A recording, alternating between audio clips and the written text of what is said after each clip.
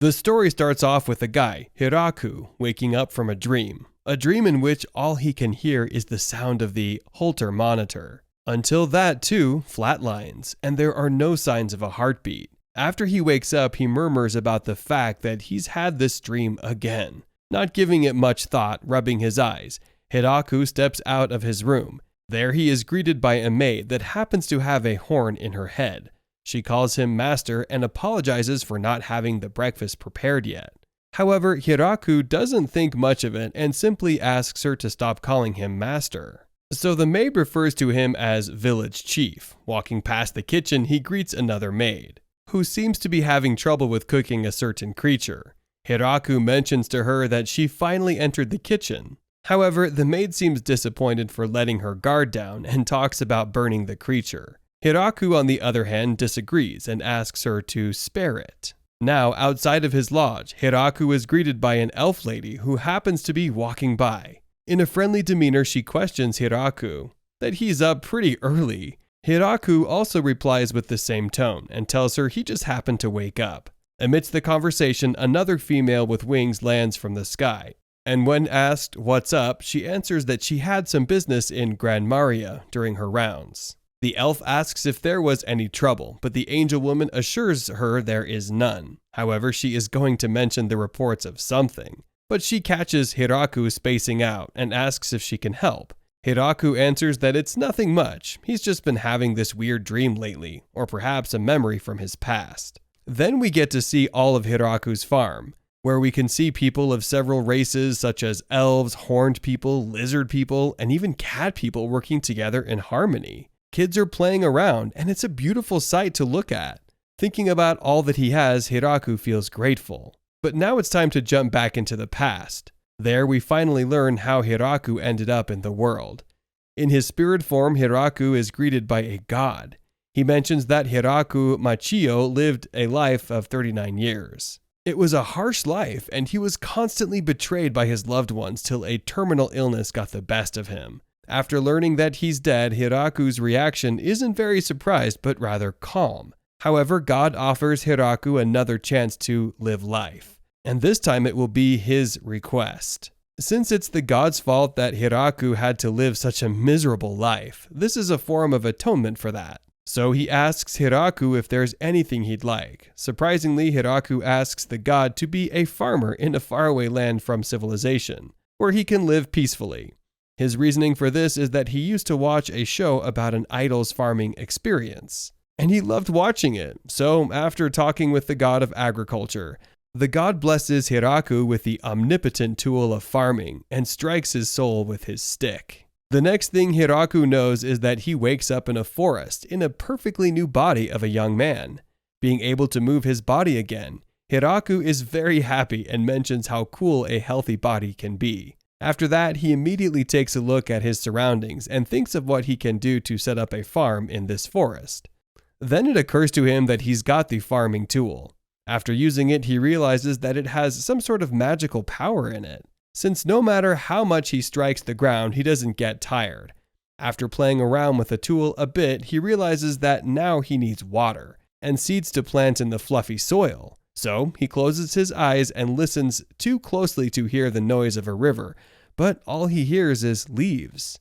Just then he feels something going past him, and then it occurs to him that it could be a monster. So, pushing all his plans aside, Hiraku prioritizes finding a place to settle down. Running around the forest looking for a place to rest, Hiraku finally comes across a very large tree and decides to set up his camp there. But now the next thing to do is to find some water and other materials that are essential for survival. So Hiraku wanders around a little bit in search of a pond. Unfortunately though, he still finds nothing, so he decides to use dowsing. A method to find hidden objects under the ground is by using a pendulum or a stick. He tries to find water using this method, however he soon realizes that this may not be the correct way to do it.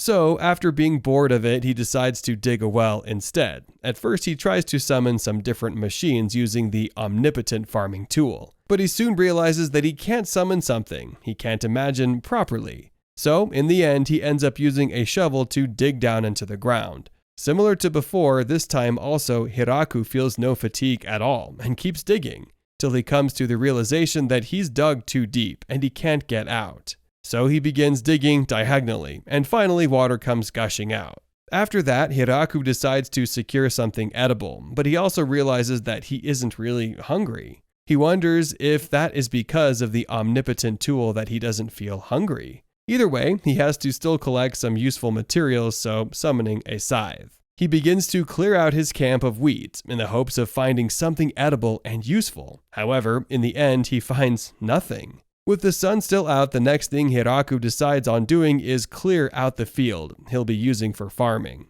So he summons an axe to cut through the tree. Recalling back on what he had learned in the documentary, Hiraku plans on making a deep cut through one side of the tree, and then cutting the rest of it from the opposite side, so that it doesn't fall on him. However, when he strikes the axe onto the tree, because of the farming tool's magical powers, the axe cuts through the tree like butter, and the tree comes falling onto Hiraku, so he has to put in the work to get away from it, otherwise he'd be crushed. After cutting the trees down using a knife, Hiraku then cuts through the tree, forming it into logs, and skinning its barks. And then using a hook-like tool, he drags and assembles the log, even though he can't remember the name of the instrument. As long as he can imagine it, the farming tool will take its shape.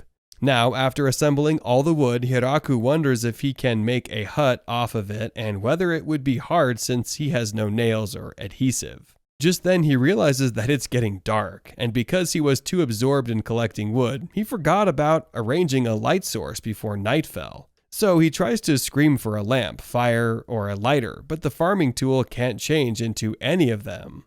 Because of certain jurisdictions that the god had mentioned earlier, trying to think of a solution, Hiraku summons a magnifying glass so he can use the rays of the sun to create fire. However, that plan is also an epic failure since the sun is setting. With not many options left, using a farming tool, Hiraku hastily creates a hole in the giant tree trunk and uses that as his shelter. Inside the trunk, Hiraku thinks about how the night isn't as bad as he thought it is, because his eyesight is perfectly healthy inside of his new body. Or is it because of the 2 moons that are shining brightly in the sky? Either way, he can still see, plus using a chisel, Hiraku also manages to make some utensils for the hut. This makes him realize that he'll only learn how to make the perfect hut by trial and error. After spending the entire night trying to figure out what he can do with the wood that he carved, the sun finally rises and Hiraku has new plans for the day. First, he drinks water from the well, using the cup he had carved last night. And this time, without wasting a moment, he summons the magnifying glass, and using the bark skin, he finally lights up some fire. After fulfilling the 2 of these necessities, he spends the rest of this time clearing out the field. While doing this, he realizes that even though the farming tool doesn't tire him out, he still gets tired nonetheless when he's not using the tool. So, in short, he's starting to get hungry. For a moment, Hiraku thinks of changing his strategy and looking for some food, but just as he's thinking that the food comes running at him in the form of a monster rabbit with canines that is trying to eat Hiraku. Not giving it a second thought, Hiraku strikes down his sickle-like tool and ends up killing the rabbit. While Hiraku does think of it as an unfortunate incident, he also knows that a blessing from the gods shouldn't be wasted, so he buries the rabbit's head in a fluffy soil, and after skinning it with a knife created by the farming tool, he cooks the rabbit meat and eats it. Even though it isn't the most pleasant food out there due to a lack of seasoning and the stench of dried blood, it's all that Hiraku has, so he digs in. Now, Hiraku is a smart guy, so he knows Newton's 3rd law that states every action has a reaction. So before the reaction to the food going in comes out, he decides on making a toilet. At first, he makes a simple toilet that will collect all the filth in the deep hole and release the gas through a small hole. However, he also realizes that he can't simply do his business in the open. So putting all the ideas he had while being up all night, he finally manages to build walls and a roof for the toilet. After that, Hiraku finally begins to plow the fields, but after doing so, he soon realizes that he'll need seeds to grow them. So, in the end, he will have to go and search for the seeds after all, thinking about all the wonderful things that he'll grow, such as potatoes, onions, and corn. Hiraku falls asleep, but when he wakes up the next day, to his surprise, he finds many saplings in the field. And that too of various kinds. Enthralled by this, Hiraku is extremely happy and wonders if plants grow in this world without seeds, or if it was the power of the farming tool. Now ever so motivated, Hiraku decides to protect his fields by putting a wooden fence around it, and then creating a trench outside of the fence, so that no monsters such as the rabbits can attack his crops. After several days, the fence and the trench were complete, and in the meantime, Hiraku kept himself fed by eating the rabbits that came after him. After that, as the days passed and Hiraku saw his crops grow little by little, in the meantime he was able to finally make a hut.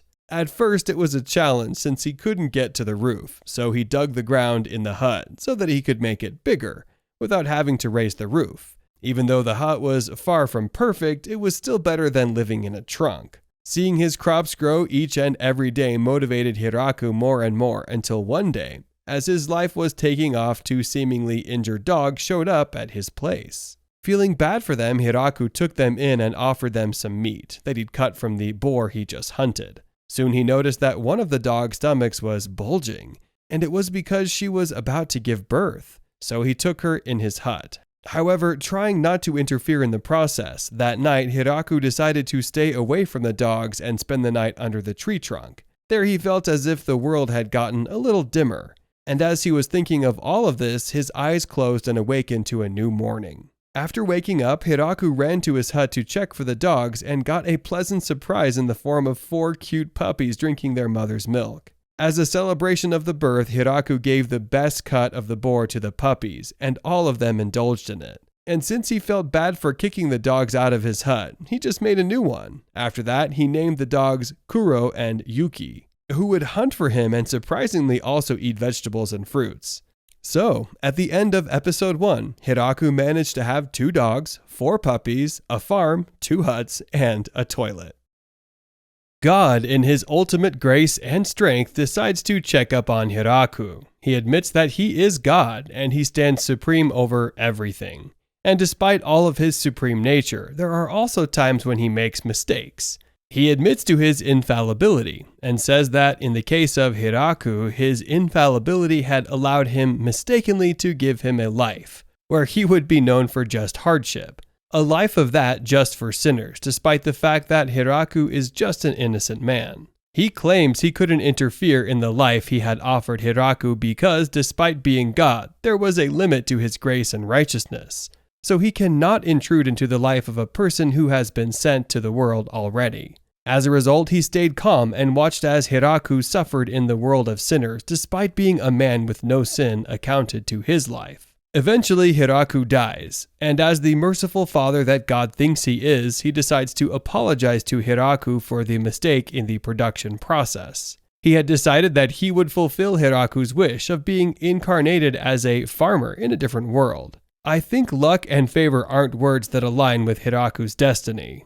And at least it won't be the fault of the sovereign being who had decided to do him a favor. God, while looking through his globe to see where Hiraku is, admits he is the one in charge of souls, and he controls them. I mean, that's what God is for. He unfortunately sees that Hiraku has been reincarnated into a world where there is no living being to be a farmer. A lonely world with just deadly animals and plain ground, and he is there all alone.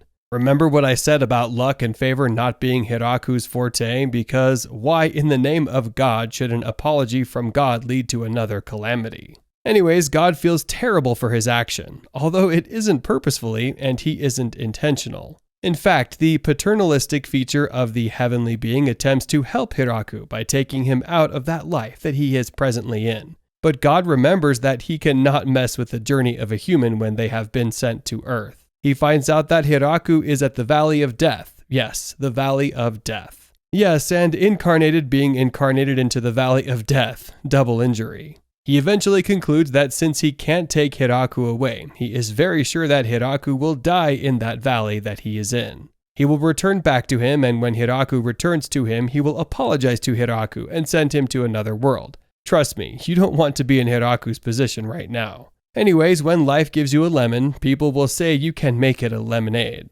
In fact, Hiraku doesn't know that his existence in the world in which he presently exists is risky to him and his soul.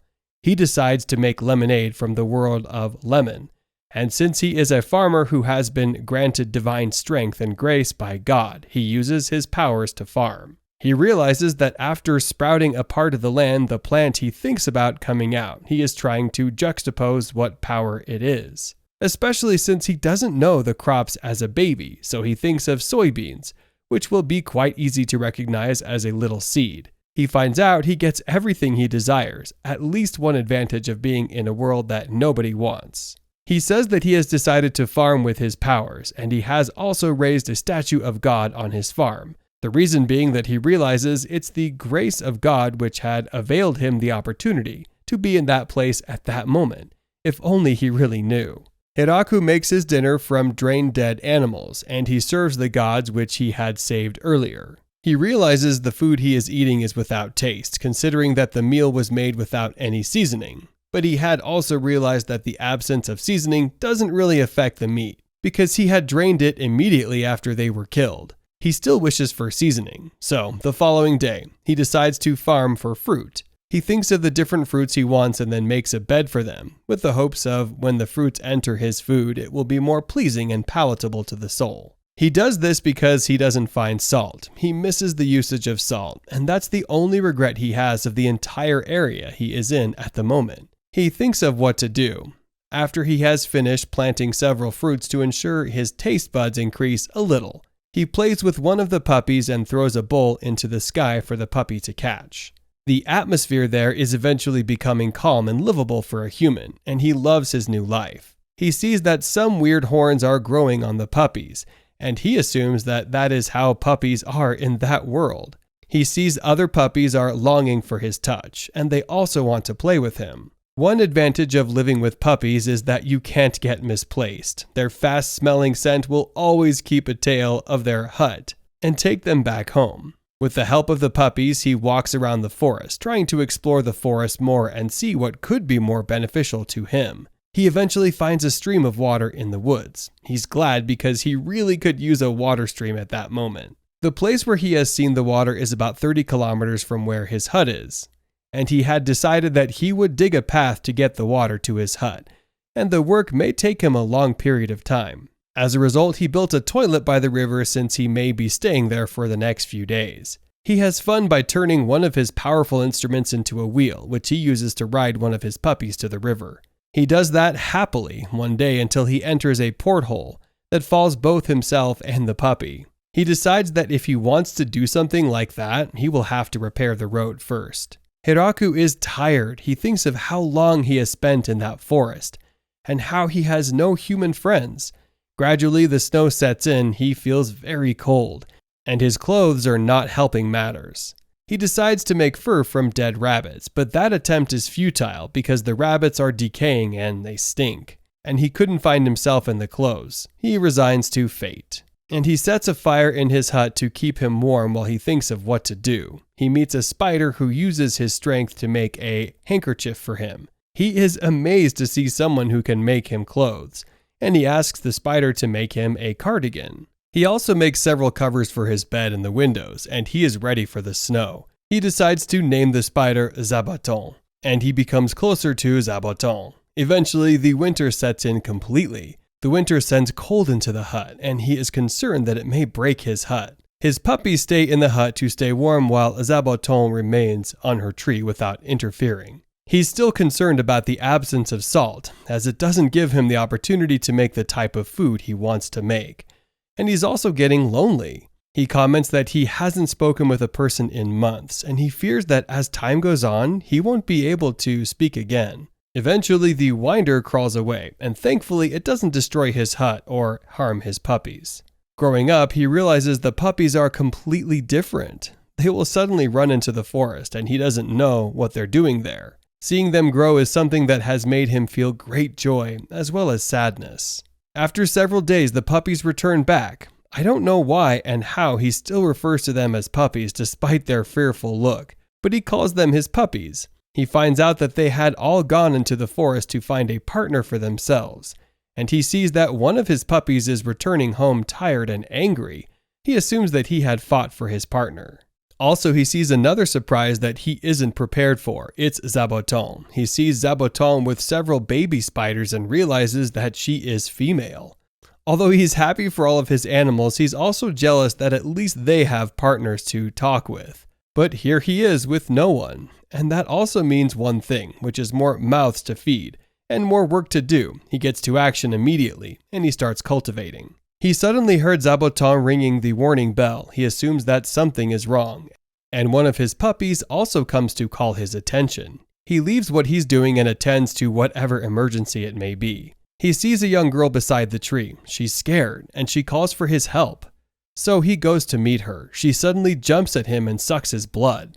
Suddenly she becomes an adult and gets very big. He's amazed at this sight, and he tries to talk to her, but she insults the dog and they bounce on her the second time. They all hit her around, and she gets small again. Hiraku stops the dogs. He asks her if she is his enemy or his friend, so he will know what to do with her. She tells him she isn't his enemy. He asks why she sucked his blood, and she tells him it's because she is weak and the animals have taken all her strength, which is why she is small. He offers her his blood again, so that she can get bigger. She starts sucking his blood, but he notices that he isn't feeling anything or feeling numb. He assumes it's because he eats good. After she is done sucking, she tells him she hasn't taken much healthy blood in a while, and he takes her into his home. She sees all his plants, and she is shocked that a plantation that is as good as that can be in the forest. She sees the tomato, and she doesn't recognize it. He realizes she doesn't know what a tomato is, so he brings out his scissors and cuts one for her to eat. As she takes a bite out of it, she says that the texture of it is nice and it tastes very good. Hiraku is glad to see someone commend him since he has started living in that world. He takes her around his entire plantation, and he shows her several other plants like the cassava, which they eat together, and many more. After a long day of exploring the farm, the girl is so glad she has visited. She tells him she is Lulu Lucy, and she's a vampire. She tells him she is a researcher who researches about plants, and she has never seen plants like ones at his place. She tells him that she is being chased by a noble who wants to take her research. She tries to run away, and they send a person to her, so she enters the forest. She asks him how he can tame the animals, but he doesn't even know they are wild. She asks if he could permit her to visit again, but he begs her to stay with him there. He begs her to stay with him forever and says he always had never liked staying with people, and he had always wanted to be alone, but now he is lonely. She mistakes his words for a proposal and asks that they don't know each other. He tells her that they could get to know each other as time goes on, and he is also fine with her being chased. When he realizes she has mistaken his words for a proposal, he indeed proposes to her, and when she accepts, he jumps at her. She tells him to stop claiming they have to take it slowly as they don't know each other yet. The following day, she meets him at the farm and greets him. He says that he didn't know just a good morning could make him that happy. He realizes that she is smaller, and he asks her why. She claims she had become smaller to ensure he doesn't touch her, and she asks if they could plant medicines. He accepts her proposal, and she wonders where they will find seeds. But he tells her that he doesn't need seeds. He proceeds to help her plant the medicines as the episode ends. The next morning, Hiraku wakes up and stretches himself out just before Lu wakes up. When she does, he wonders if vampires did not like mornings, most especially seeing how she acts. However, he is pleased to have her living with him, since she has helped out in all kinds of ways. He recollects a time when she helped him just by using her magic to install lights in the area. At that time, while he is thrilled by this, she was surprised, since it's just a basic magic. Another time, she helped him figure out where salt had been lying all along, unknown to him. She advises him to boil it and get salt out of it. Hearing this, he's shocked to his bones, especially since he had been digging around that area all along and had never noticed it. These two things give him the reason to let Lu stay. When Lu wakes up, she seeks to know what they are going to do that day. In reply, he informs her about his intention to check how the fruit trees are growing. When she hears this, she's excited and promises to join him once she is done washing up. Later on, Hiraku shows her some little orange trees and peach trees he has just transplanted. He does this because he feels they need more time to grow. Furthermore, he considers planting the chestnuts next. and Lu blurts out how eager she is to see how they turn out. Shortly after, while he commends the herb tea Lu makes, he wishes to have green tea. While thinking of the perfect combination for this, his thoughts were interrupted by a sound from afar. Getting there, they meet a girl with wings, pleading to be shown mercy by Hiraku's dogs. Seeing this scene, Hiraku recognizes it as similar to that of Lu when she first arrived. Meanwhile, the girl continues to beg for her life and is eventually saved by Hiraku. When she is released, she immediately uses her magic to make herself whole and clean again. Seeing her do this, Hiraku is amazed. Just then, he turns around to see Lu's reaction to this, but finds her trying to escape. When he calls out to her, the girl immediately recognizes her as the person she had been chasing, happy to have found out where she is hiding. Just then, she asks Lu to stop resisting and come in quietly. At that moment, the dogs attack her once more. Later on, Hiraku invites her to their hut, and she's still left in shock as to the fact that Lu chose to hide in the forest of all places. In reply, Lu lets her know that a lot of things have happened. In the meantime, the lady complains about her recent experience with the dogs, and Lu reveals that she experienced the same thing with the dogs, stating that fighting them is a death sentence. Seeing them talk about this, Hiraku believes they share the same experience. After that, the lady seeks to know who Hiraku is. Almost immediately, Lu states in the midst of a slight contemplation that he is her husband. When she hears this, she's shocked and seeks verification from Hiraku, who concurs.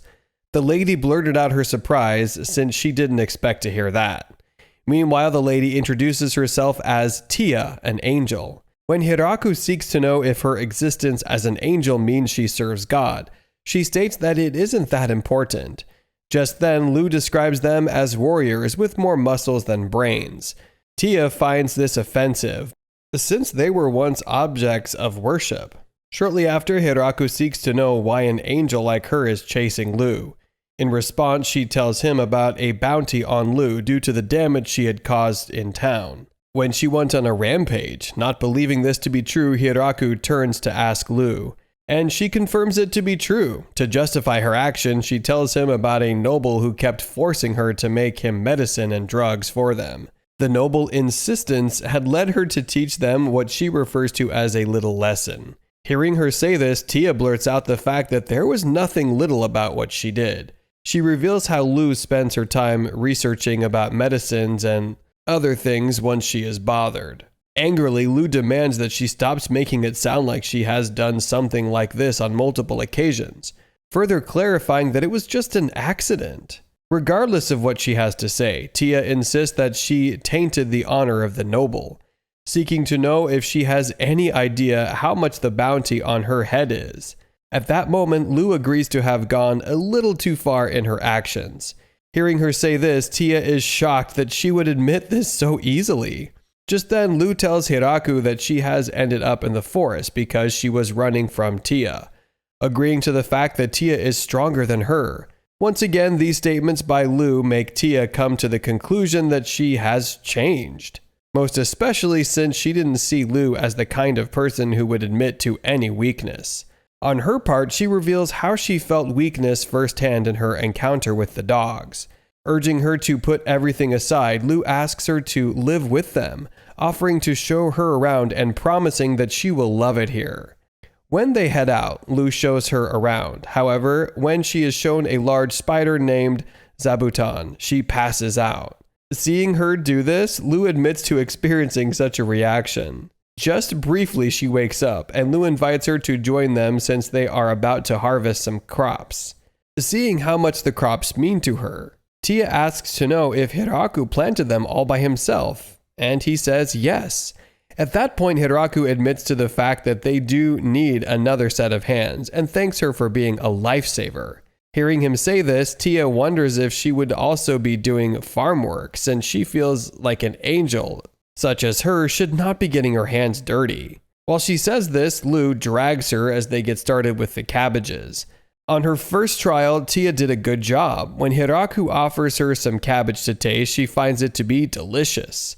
Later that day, they are all exhausted from harvesting a lot of vegetables.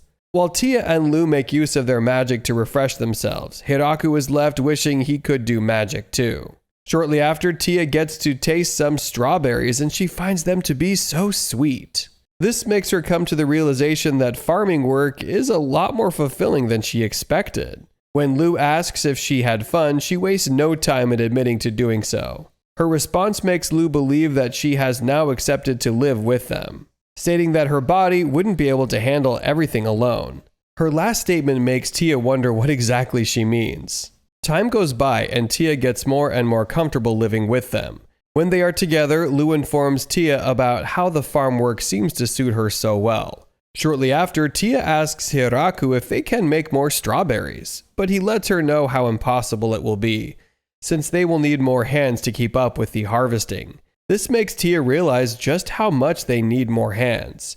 Hearing her say this, Lu tells her to work hard enough to make up the difference, but she feels Lu is slacking. On their way back to the farm, Hiraku is met by the puppies. Seeing them makes him realize just how much their current hut won't be big enough for them, since they seem to be multiplying so much in numbers. This prompted him to build a dog area next to the orchard. After a while, he completed the building of the doghouse and it looked so much like a stable. After doing this, he remembers that he hadn't come up with names for the new puppies. Meanwhile, walking further, he sees Zabuton's children and decides to build a new home, too, for the ones who remain behind after the others follow the wind. While trying to figure this out, Tai comes to inform Hiraku of her intention to leave for some time. However, she promises not to go too far along, after which she flies away. Watching her leave, Hiraku is bothered that she would not return, but Lu assures him that she will. Days later, Tia returns with a group of female elves. When they introduce themselves, it's clear that they are related.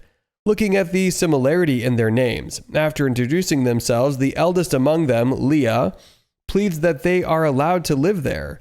While Hiraku tries to make a decision, Tia informs him about the sad story of the elves. Apparently, they all used to live in a distant village and had most of their people wiped out in the war with humans. This has caused their race to be scattered, forcing them to wander the land, desperate for a place to settle down and call their home. Just then, Leah narrates how they have been traveling through the woods, and without a place to settle down, which has made repopulation really hard for them. Furthermore, she pleads that he helps them. To help them come up with a decision, Tia informs them that they are excellent workers, begging that he help them. Also, Lu pleads that he does so, since elves like them are known to be very talented. Before Hiraku decides, he informs them about the extra roommates they will have to live with, promising to let them stay if they get along with those roommates. Seeking to know who the roommates are, Lu excitedly shows them Zabuton, and they all pass out, just as Tia did earlier. When they wake up, they're also shown the dogs, and they pass out too. On the other hand, Hiraku tries to come up with a place for the elves to live, especially since the elves had said they wanted to live together. The thought of this leads Hiraku to build them a big house. While building the house, Hiraku realizes just how extremely talented at building they are. Eventually, he is left with doing menial jobs while they construct the house themselves. After 10 days, they successfully built the large house. While others are thrilled at it, Hiraku steps aside as he is determined to learn their technique and admits to learning it.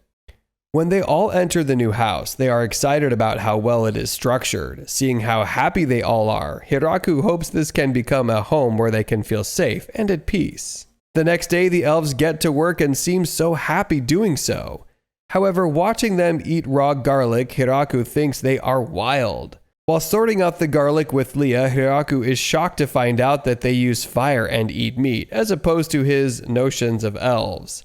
While Leah finds his thoughts to be funny, she wonders how one is supposed to live without fire. When he breaks down his thoughts on how they live, she angrily cautions him to stop underestimating them, assuring him that they'd die right away if he tries to live that way in the forest. Meanwhile, she reveals that they intend to do some mining and blacksmithing as a sign of their appreciation for making them live there. Hearing this, Hiraku is surprised that they can do this, since he thought dwarves were the only ones capable of such things. As Leah had said, the elves went ahead with the construction of a pot. Seeing this, Hiraku is thrilled. When he wonders how they are able to do this, he is reminded of how long they have spent wandering without a home. Once again, they remind him that the only thing they can't do is settle down and reproduce. Intentionally, Hiraku rises to avoid the second thing as much as they bring it up. Later that day, while they are done with the farm work, Hiraku states how happy he is that they have come to live with them. Just then, he urges them to stop there for the day. Shortly after, the elves demand some wheat flour, which they use to bake some bread. The taste of the bread leaves Hiraku, Tia, and Lu amazed. On the one hand, Hiraku contemplates expanding the wheat field since they can make bread. Later in the night, Tia, Lu, and Leah sit at the dining table, eating and talking about how intriguing and lacking in knowledge he is about things around him. At this moment, Leah talks about how he perceived elves to be, while Tia talks about how he didn't seem to know what angels are. Meanwhile, Hiraku remembers how he hadn't made progress in his building of the waterways.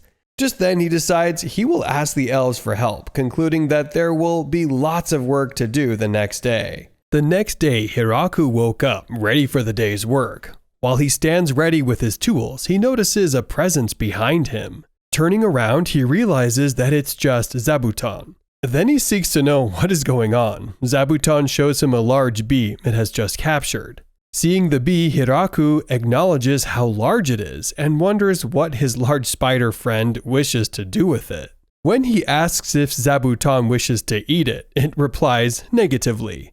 However, it intends to keep the bee as a pet. This Hiraku thinks will be dangerous, but Zabuton assures him that the bee will not fight back, as it is customary for every new resident of the farm. Hiraku builds a small house for the bees next. Surprisingly, the bees built a nest of their own inside the house in just the space of 10 days. While he commends the worker bees for being so busy, he only realizes that they are the only ones with a small size compared to their large-looking queen. Looking at the huge nest the bees have made, Hiraku wonders if they would make honey for him to harvest soon. In order to be able to harvest honey as he wishes to, he considers planting a flower garden nearby the bee house. At this time, his thoughts are interrupted by Tia, who wishes to tell him something, but flees immediately after seeing the large bee nest in the house. Seeing her do this, Hiraku imagines that she must have been stung before. Later that day, Hiraku completes the construction of a large hole in the ground. When he's finished, Leah wonders what it is. Just then, he informs her that it's a reservoir. Furthermore, he reveals his earlier plans of drawing water from the river through a waterway, but he hasn't been able to do it since he had been busy with other things. This innovation sounds impressive to Leah, who goes ahead to ask how far he has gone with the waterway construction. To this, he admits to being stuck as he hasn't progressed far enough. This is due to the fact that he still hasn't figured out what he will make it out of yet. To get her help, he breaks down the entire process. Apparently, there is a lot of distance between the farm and the river. However, Leah asks that they decide what to build the waterway out of first. Just then, Hiraku talks about how he had always imagined waterways to be built out of stone, but she thinks it will be really hard to find stone to work with around the farm. With the idea of using stone out of the way, Hiraku suggests they make the waterway out of wood.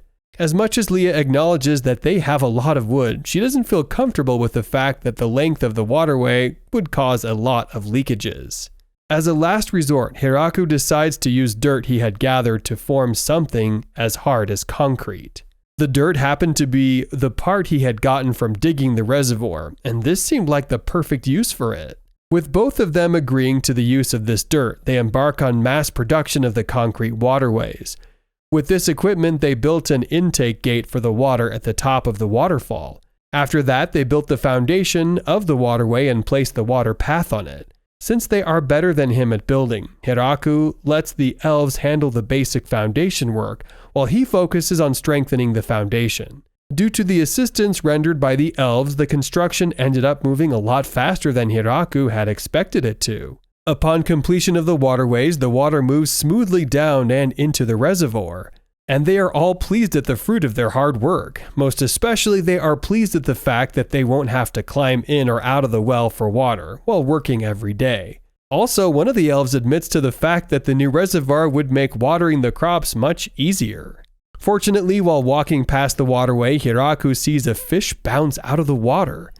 Seeing this, he is pleased as he assumes that the sudden access to the river would give him the chance to eat fish again. His only problem, however, is figuring out the perfect way to prepare them. This is because he feels the fishes are so normal and easy to catch. Just then, he sees a much larger fish bounce out of the water and almost attack him. Fortunately, he cuts it before it gets the chance to do so. Shortly after, Hiraku grills the fish for food. Seeing the fish on the stick, Tia and Lu identify it as a fish from the forest of death. And even the most vicious one at that. This makes them wonder if it is even safe to eat the fish. When Hiraku gets done with the preparation, he offers them a piece, but they decline, stating that he should try it first since he made it. Without much thought, Hiraku grabs a bite of the fish, and it tastes great. Since nothing happened to him after eating it, they are all convinced that it's harmless. At that moment, they are offered a plate each, which they grab and reluctantly grab a bite of the fish. After tasting it, they both acknowledge how delicious it tastes. This prompts the other elves to step out of hiding, demanding their portion. After giving the elves theirs, Hiraku preserves the leftover fish in order to make them fresh enough to serve next time they decide to eat them. Later that day, Hiraku harvests some rice which he had planted, and is surprised to see that it has grown in normal soil.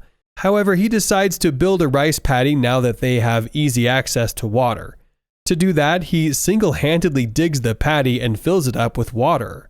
Seeing the water in the large hole, the elves assume he has just constructed a pond for fish. Hearing them say this makes Hiraku laugh, but he informs them about his next line of action, which would involve them. For this, he hands them some rice seedlings which they have to get into the water in order to plant.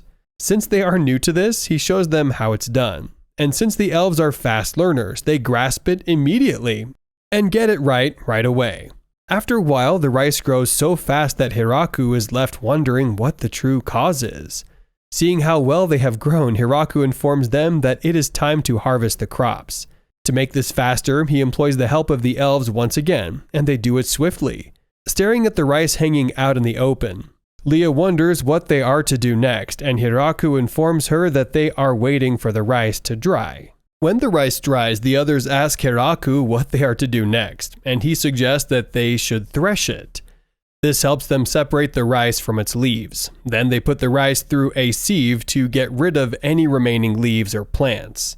After that, they make use of a mortar to remove the husk from the rice, and use a pestle to polish it. These processes seem exhausting to others who think the process takes a lot of work.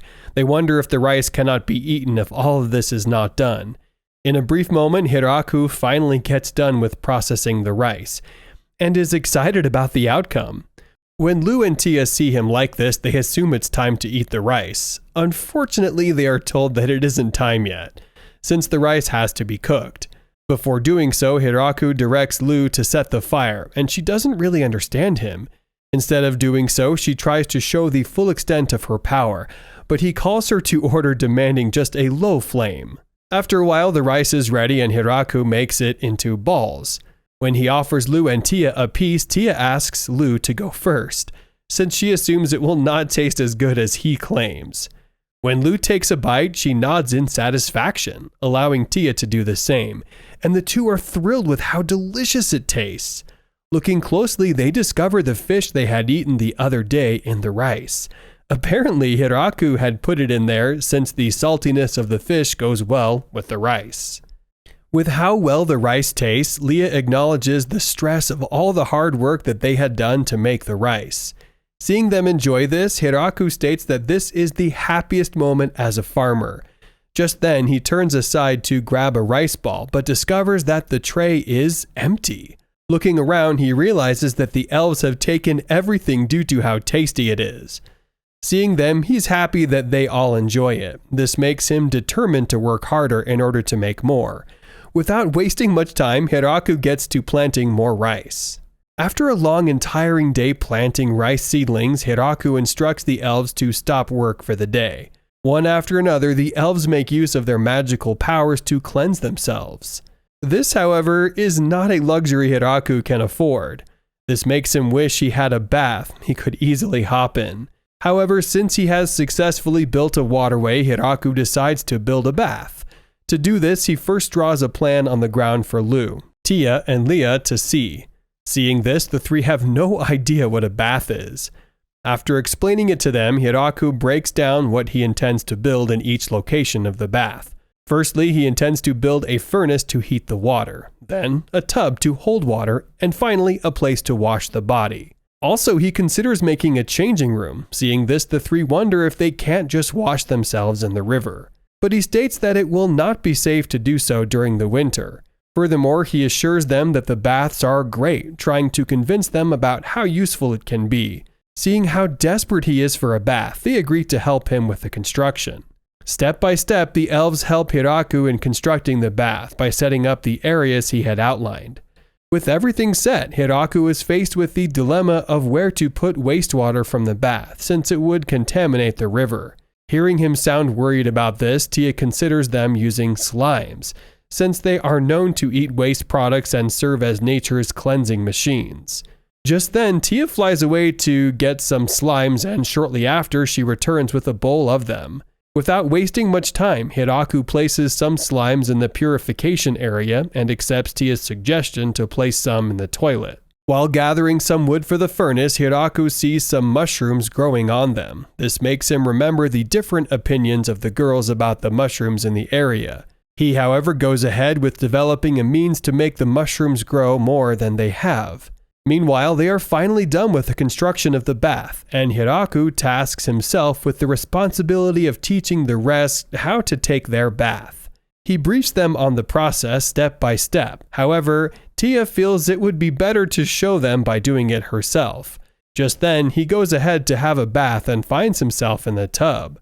Not long after, the others take off their clothes and join him, not regarding his gender. The next day, Hiraku returns to check on the mushrooms and is thrilled to see how much they have grown. On the other hand, the dogs find 5 new elves and lead them to the settlement. When they introduce themselves, Hiraku realizes how similar they are to Leah's group. Since they would be helpful, Hiraku wastes no time in accepting them. As a sign of appreciation, they decide to reconstruct Hiraku's house. Meanwhile, Hiraku's dog, Kuro, talks about how he met Hiraku. Apparently, he had been attacked by a grappler bear, the king of the forest, and forced to leave after the bear spared him. Also, because they were too injured to stay, this incident led him to find Hiraku, who ended up taking care of him and his female counterpart. Then Hiraku gave them names, after which they went on to bear many children. He's impressed, since his master now has a pack of his own. He is concerned that Hiraku is unaware that they are the Inferno Wolves. However, he thinks everything will be fine.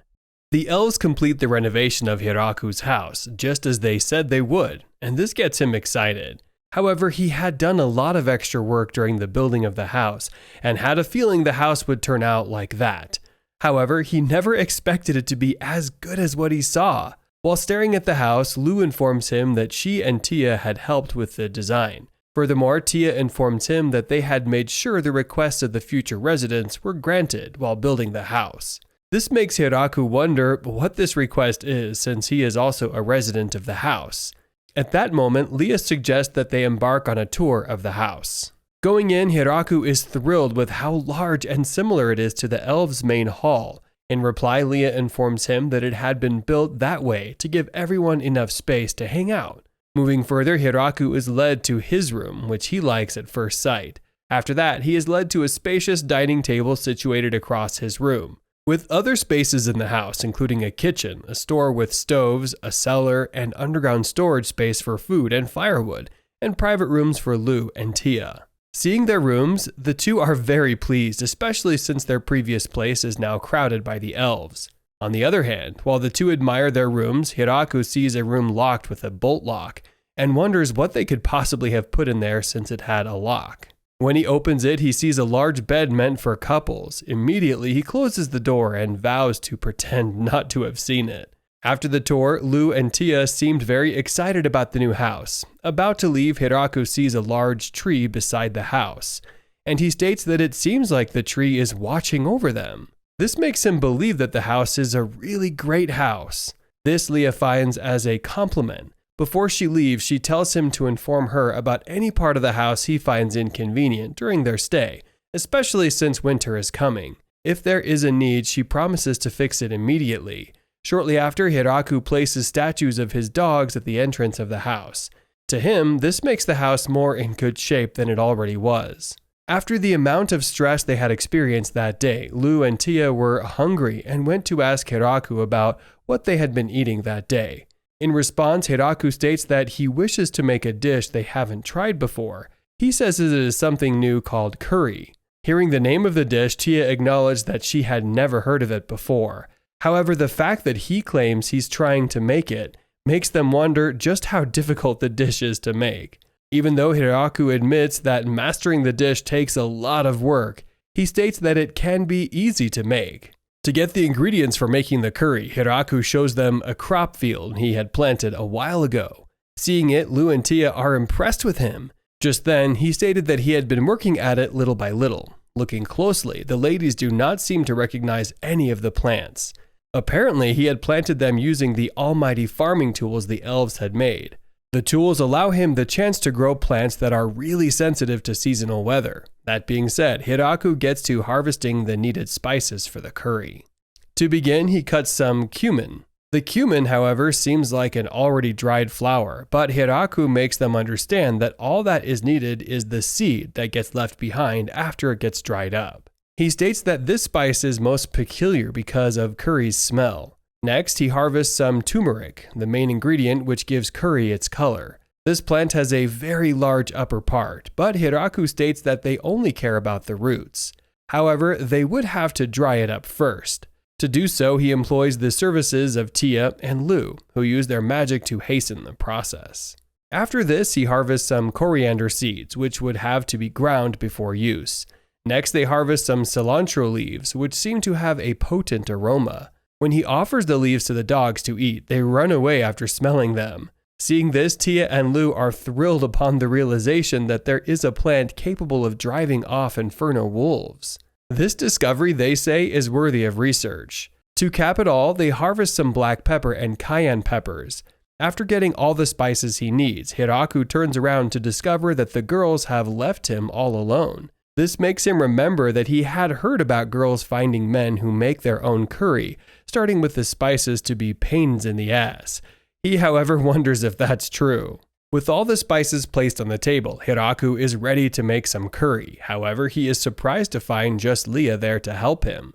However, she informs him that they are busy with research on a supposed all-powerful magical protection talisman. This would definitely be associated with what they had seen earlier, which involved how the plant scared the inferno wolves away. While Hiraku has no idea what they are doing, he goes ahead with the cooking. Step by step, he and Leah prepare the meal, and he uses the opportunity to explain the entire process to her. While they cook, some elves and dogs are drawn by the smell of the spices and hang around, watching from a distance. With the curry now on fire, Hiraku has a feeling that something is missing. Thinking carefully, he remembers that he had put some naan on the fire earlier. However, they have now gotten burned. While he contemplates on either cooking something else or cooking some rice, he comes to the realization that naan goes better with curry. Just then, he decides to make some more naan. Together with Leah, they prepare the dough for naan. Meanwhile, Lu and Tia finally finish up their supposed research and are heading back when they perceive the smell of something appetizing. They, however, see some elves and dogs looking through the bushes at the origin of the appealing smell. This reminded Tia of how hungry she was. On the other hand, Hiraku and Leah are done with preparing the naan, and only wait a moment for the curry to be made. When the curry is ready, everyone is seated at the dining table, but are reluctant about trying this new meal, since it seems to have a strange color. As much as Hiraku tries to convince them with his words to try it out, they remain reluctant. Not until he tastes it himself and blurts out how nice it tastes. Just then, Lu and Tia follow and state how addicting the spices could turn out to be. This prompts the others to taste it, and they marvel at how unique it tastes. Without wasting much time, they all head to the pot to scoop some curry for themselves. When Hiraku sees them do this, he doesn't want the incident with the rice balls to repeat itself, and begs them to leave some for him. As part of their research, Lu and Tia offer the wolves some curry, but they run away after smelling it. This validates the belief that the plant works to repel wolves. After everyone has eaten, Hiraku is pleased that they all love it. On the other hand, they all ate their fill and hope to try it again sometime. Meanwhile, with winter drawing near, Hiraku makes plans for their survival. Since they would be spending most of their time in the house, he intends to finish up winter preparations before winter comes. Firstly, he makes sure they wouldn't lack firewood by storing a large quantity in the underground storage of the house. After that, he offers Zabuton some potatoes in exchange for extra blankets to keep them warm. Meanwhile, Leah and the elves get busy with other projects that will help them in the winter. On the other hand, Lee and Tia have been tasked with the preservation of food for the winter. They season the meat and smoke it, after which they dry it. Also, since the dogs won't be able to hunt in the winter, Hiraku makes sure they do so now to enable them to stock up as much meat as possible. On his part, Hiraku works on creating a means for them to preserve vegetables. Fortunately, he comes up with a box which can be used for the purpose. Apparently, the vegetable would be placed in it and covered in a sheet, which would then receive snow, giving off the required cold temperature the vegetables would need to survive. Meanwhile, watching the others use magic makes Hiraku wish once more that he could.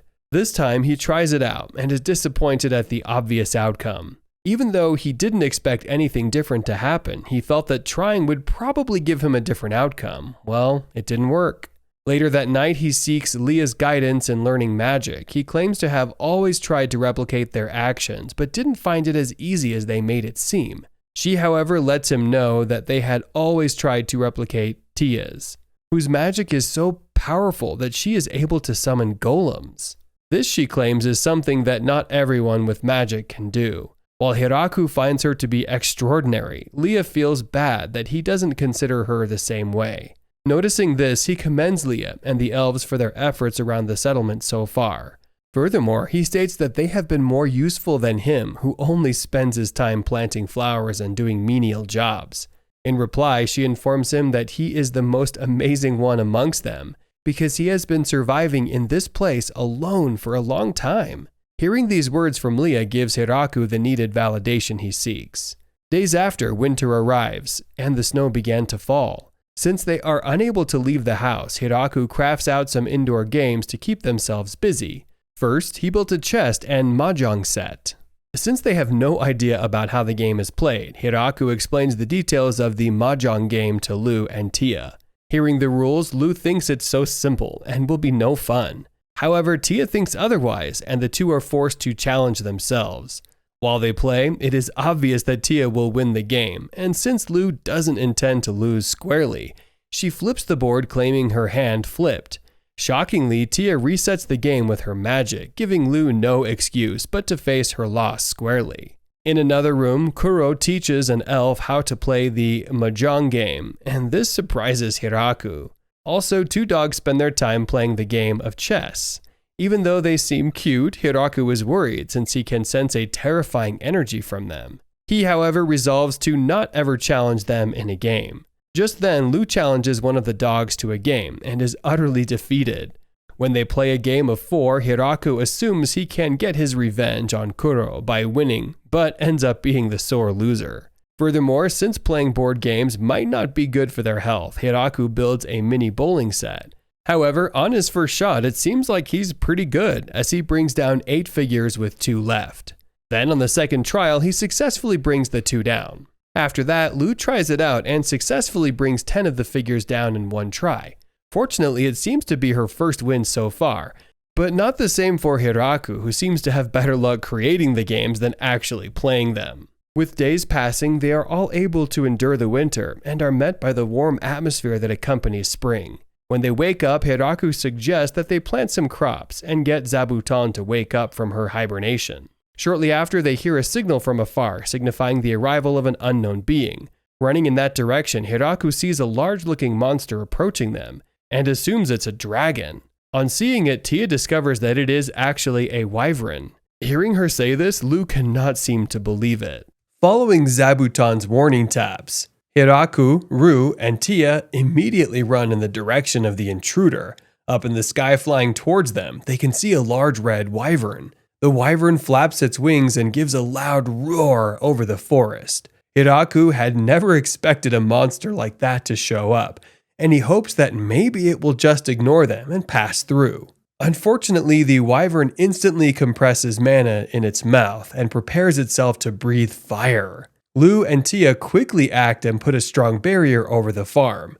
The wyvern's breath attack coming at them was blocked, but small fires rain down and start burning the farm. The elves rapidly jump into action to put out the fire. Lu and Tia are considering if they should attack the wyvern, but Lu isn't sure if they can even pierce the wyvern's barriers. Hiraku is worriedly looking around thinking about what they should do. With the elves putting out fires and the wyvern flying over them, he wonders if they should try to escape into the forest, but the wyvern can just follow them from the sky. He realizes that his only choice is to drive the wyvern away, but how? While thinking that he has to protect everyone, the magic omnipotent farming tool suddenly materializes in his hand in the shape of a spear. He starts wondering how that ever happened, but he has no time to think about it. He just decides to take the power and fully use it. With that, he powerfully throws the spear at the flying wyvern.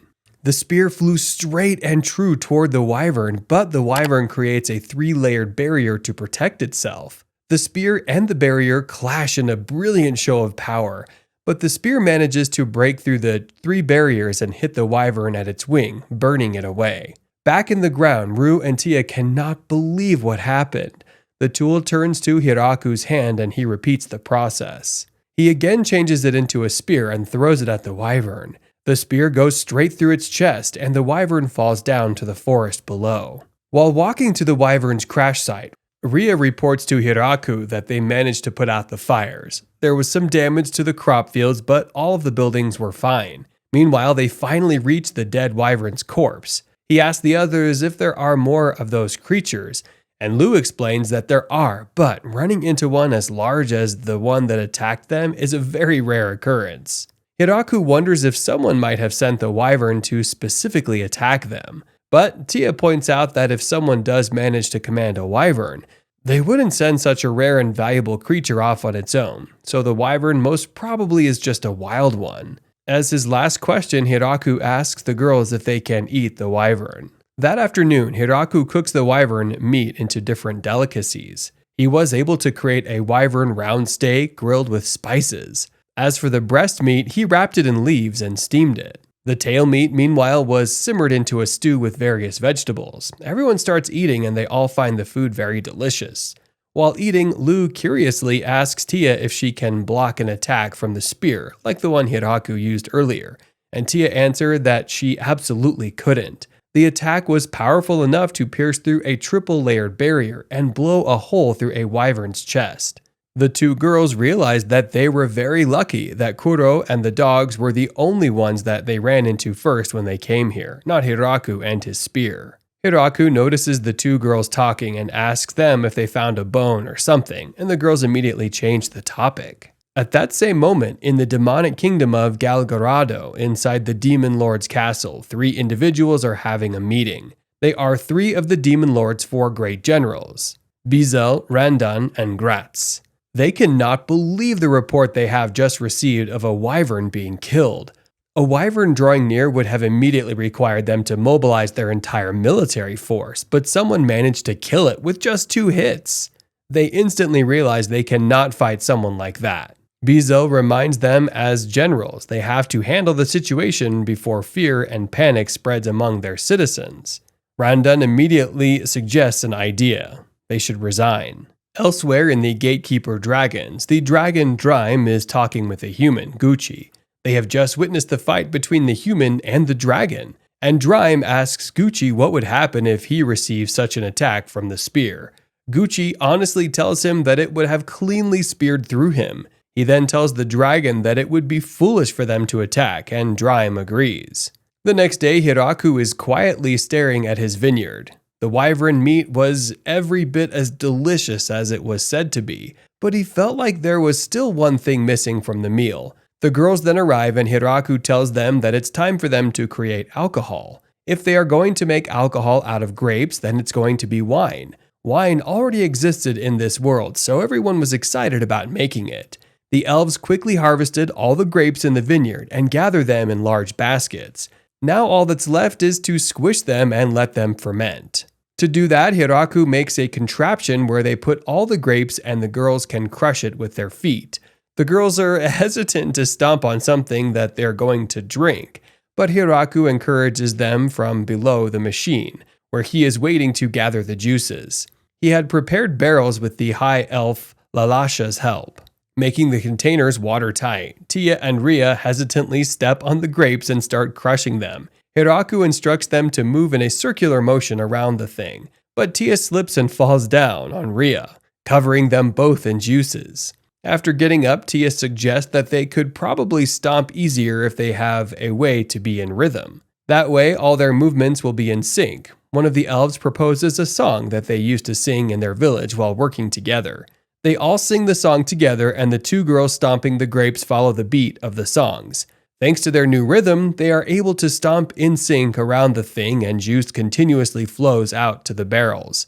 Tia invites Lu to join them, and Lu happily drags Hiraku along. By late afternoon, they were able to finish crushing all the grapes and collect their juices. Now, the yeast on the skin of the grapes should ferment them. Hiraku wonders if they made too much since they were able to collect 16 barrels of juices. But Lu points out that they are surely just going to drink it all anyway. Meanwhile, God is kneeling in front of the goddess of agriculture and is asking for forgiveness. After all, they have just watched Hiraku happily living his life. However, the goddess reminds God that he mistakenly punished an innocent human soul, sneakily tried to save him, and ended up sending him to the forest of death. On top of that, he gave the human a replica of the holy lance Grime. God tries to make excuses and tells the goddess that the human is only using the replica as a farming tool. The goddess points out that the replica should have drained the Hiraku of his life force, but God explains that he also gave Hiraku super fast recovery abilities, meaning that he recovers everything the replica sucks out. Lastly, the goddess shakes in anger since her statue turned out to be an old man. As punishment, she makes his father, the god, to sit on his knees for 300 years. Back on the farm, Zabuton's warning bell rings again, and Hiraku checks it out armed with his spear. To his surprise, it was a strange little girl wrapped up in Zabuton's webs. Lu notices the girl and realizes that it's her little sister, Flora. A little while later, Flora is now dressed and explaining why she was in the forest. After she heard that Lu was being chased by the angel Tia, she followed her all the way there. Since she's already there, Hiraku invites her to stay with them for a while. Flora accepts his offer, but she can't believe Hiraku is her sister's husband. Lu explains that Hiraku is actually the one in charge, the master of the Inferno Wolves, and he even took down a wyvern. Flora finally understands her sister, and she prostrates herself in front of Hiraku as an apology.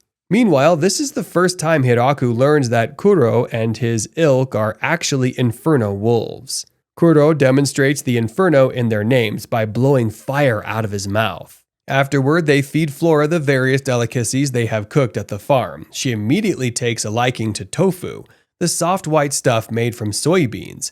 Hiraku then proceeds to explain that he actually wants to cook miso and soy sauce, which are also both made from fermented soybeans. It seems that in this world, fermented foods like wine and cheese exist. However, people aren't aware of the microorganisms that cause the fermentation. Flora immediately starts taking down notes after hearing Hiraku's explanation. Hiraku recognizes that, just like Lu, Flora seems to be very passionate about her research. After staying for a few days, Flora leaves, stating that she'll bring the wonders of miso and soy sauce to the world. After 1 month, she finally returns with an army of maids and some animals, and the representatives of the maids introduces herself and asks Hiraku for some work. Meanwhile, Hiraku appreciates the cows Flora brought along since they can now make butter and cheese. Meanwhile, Tia, who is watching the proceedings, suddenly realizes that everyone seems to be in a group. The vampires now have a lot of maids. There are also a lot of elves. The wolves have a pack, and even the spiders aren't alone. Meanwhile, she's all by herself. Tia instantly tells Hiraku that she'll be gone for a few days and flies away. When she returns, she now has her underlings with her. There are 3 angels, Granmaria, Kudel, and Corone, as well as a group of lizardmen with Daga as their leader. She also brought some chickens so they can have eggs. The maids quickly take over the chores on the farm. Hiraku notices that they were just eating simple dishes like boiled potatoes, so he teaches them different cooking methods.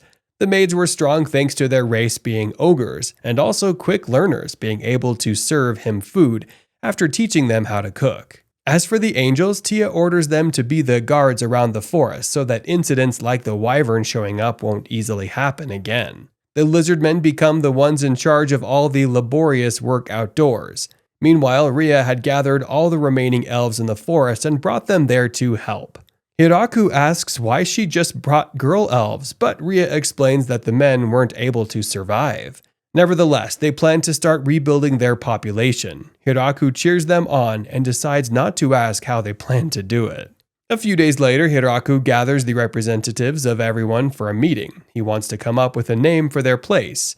Before it was just his hut and some fields, but now they are almost like a village. Lu suggests that they should name it after the founder, but Hiraku doesn't really like the names Hiraku Village or Machio Town. The maid Anne suggests naming it after the forest, but Hiraku doesn't exactly know the name of the forest. After learning that it's called the Forest of Death, he also immediately rejects the name Village of Death. The spider Zabuton then raises her head and points at the door, prompting Hiraku to open it. Upon opening the door, Hiraku gazes at the giant tree outside. With that, he decides to name the place the Great Tree Village. That night, in front of a great bonfire, Hiraku announces their new name, and in celebration, they are holding a party. It would also be the debut of their new drink, the first batch of wine made in the Great Tree Village. Everyone starts chanting "Mayor" at Hiraku, and he reminds them that that's something they need to decide later together.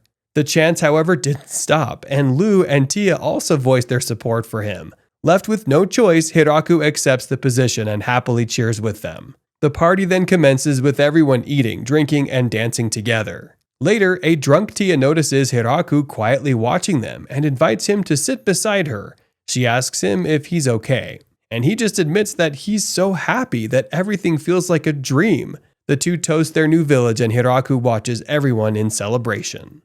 The number of the people in the settlement increased again between winter and summer. Due to this, the villagers collectively decided to call their new community the Great Tree Village, and they chose Hiraku as the mayor. As the mayor, Hiraku maintains his daily routine amongst the people like everyone else. On that day, Hiraku receives a message from a flying girl informing him that a messenger from the demonic kingdom has arrived in their community. Though he accompanies the girl to receive the visitor, he is nervous because it is his first task as a mayor. The messenger from the demonic kingdom steps forward and introduces himself as Beezle. Hiraku equally introduces himself, and Beezle examines him from head to toe. Beezle stretches his hand and a box appears to his outstretched hand in a dazzle of green light. Everyone draws closer to see, and he hands it to Hiraku as a gift in commemoration of their new acquaintance. Hiraku receives it with thanks and passes it on to one of his people. Beezle informs Hiraku that the demon lord would like to know the status of their new settlement. Earlier, Hiraku and his people had thought that no particular person owned the land and therefore created their settlement there. But they understood that it may be under the authority of the demon lord. As a sign of taking up his first responsibility, Hiraku thinks for a moment and proffers that if the demon lord is willing to have them stay on his land, they will pay an annual tax of 10% to him, which will be remitted before every winter.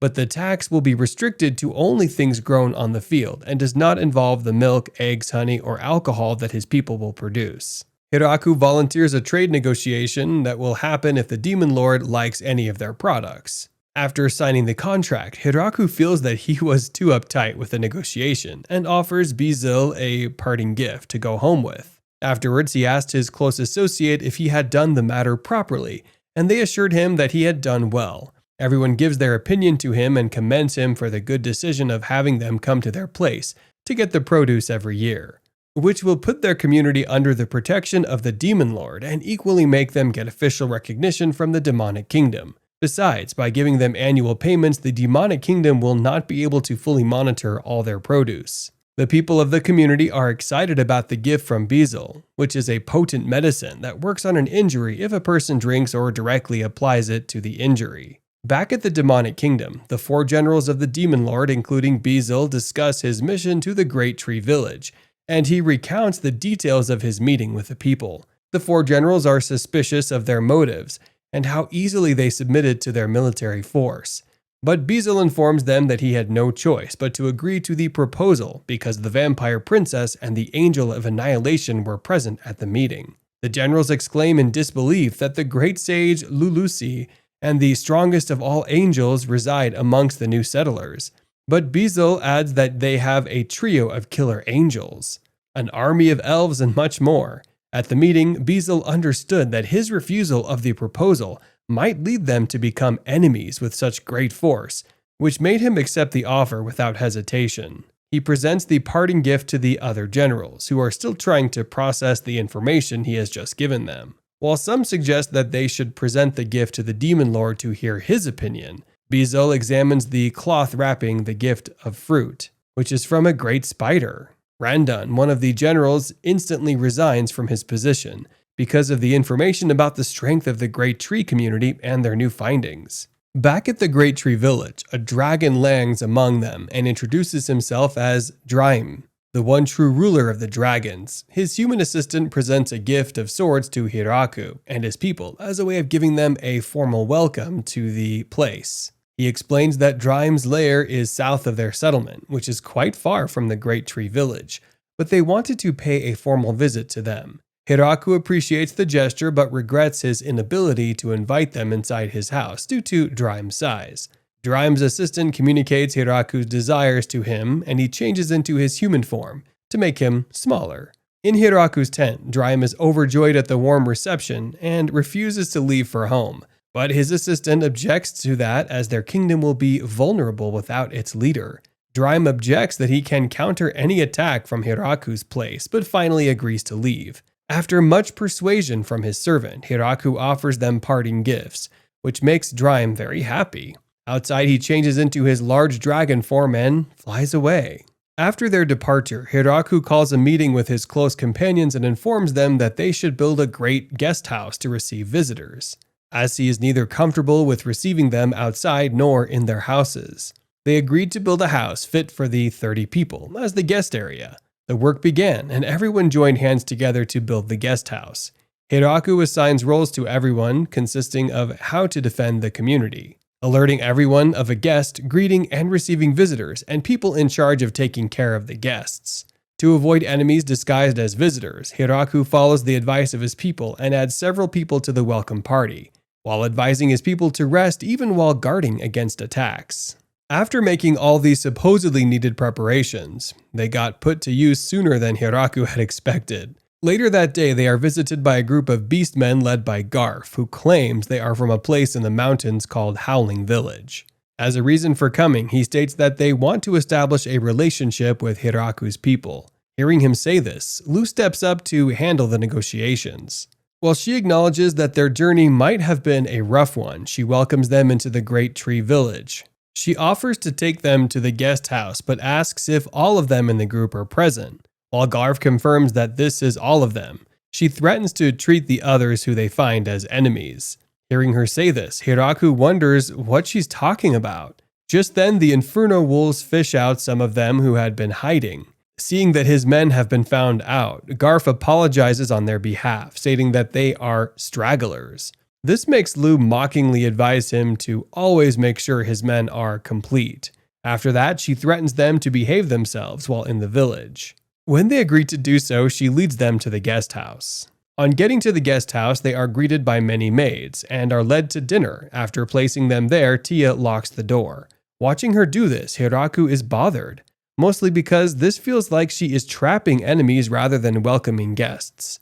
To make him understand her actions, Tia reminds Hiraku of the fact that every visitor they have had come through with gifts. As much as she thinks they aren't friendly, she isn't so sure and wishes to find a way to prove her thoughts. She believes they shouldn't get the normal treatment since they didn't follow the normal procedure. Furthermore, the fact that they had left 2 of their men in the woods earlier bothers her. Amidst this, Hiraku seeks to know if Kudal and the other girls had spotted the troops. Tia reveals that they might have noticed them but decided that they weren't a threat. Due to this, she intends to punish them later.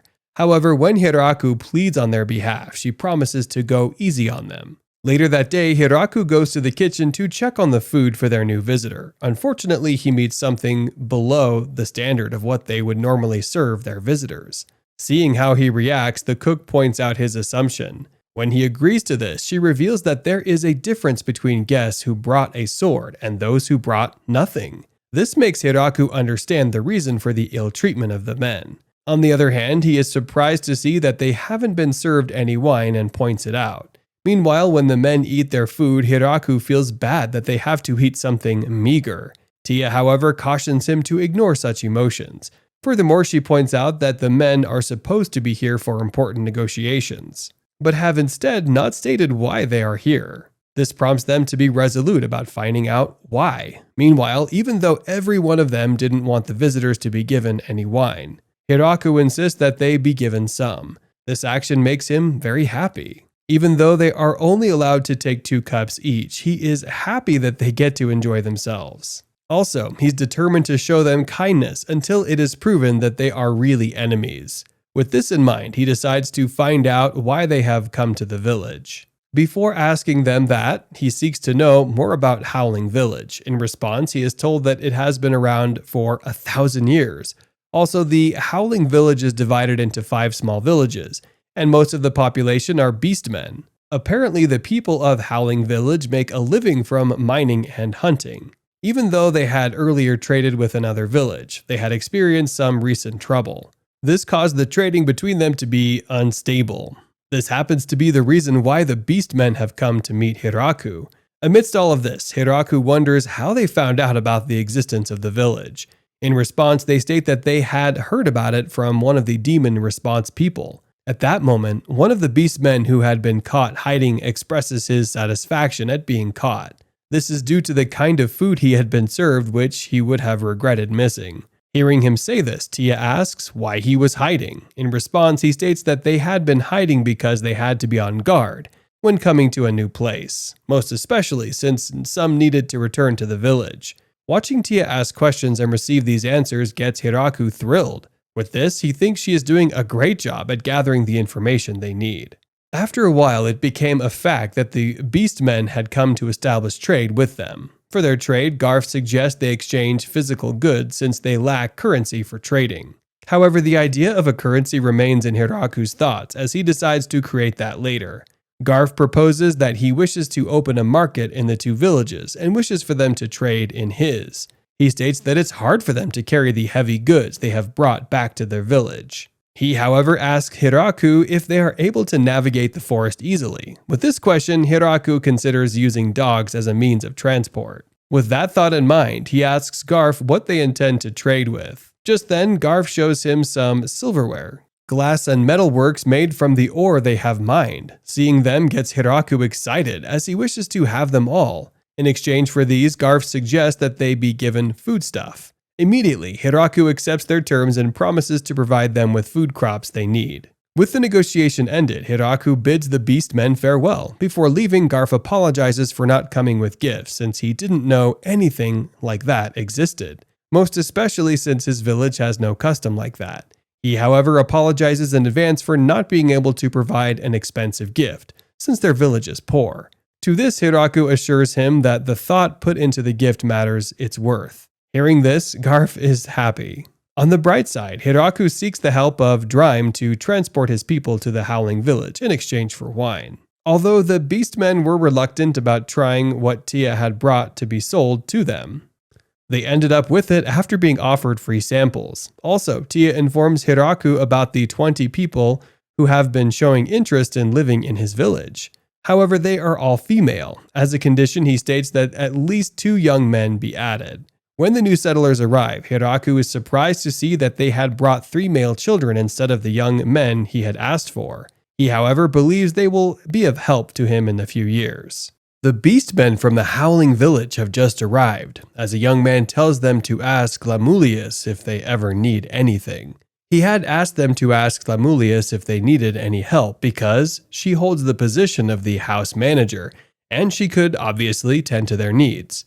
Lamulius greets them as they all reply formally. However, the young man tells them that there is absolutely no reason to be formal, as they should make themselves comfortable in any possible way that they can. The young man affirms that they thought that they would be treated horribly when they arrived. However, their intention was nothing close to that, as they were free to make themselves comfortable. They obey the instructions as they no longer seem to appear as strangers on the island. However, something is noticed with the little beings, as it appears that although they are delighted and comfortable with the environment, they seem to faint often, and something needs to be done about that quickly.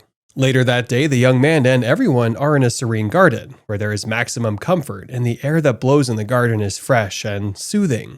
There are different people who do their magic. Some sets of people are seen practicing with water, while some are trying a few other techniques. The young man is rather surprised that it appears that he is probably the only one without magical power. A lady who seems like someone of his age cheers him up after seeing that he feels segregated. Although she had told him that everyone possesses a magic of their own, she is quick to tell him again that he is apparently not the only one without magic. After a while, some sets of children come to tease him as they want to hang around him. He is scared that they might display a sense of magic which can project him as useless. They are to carry out the task with the use of apples. The lady quickly tries to dismiss them after seeing the insecurities they seem to bring to the young man's mind. In the process of doing this, they are interrupted by the report that two beasts seem to be fighting on one side of the island.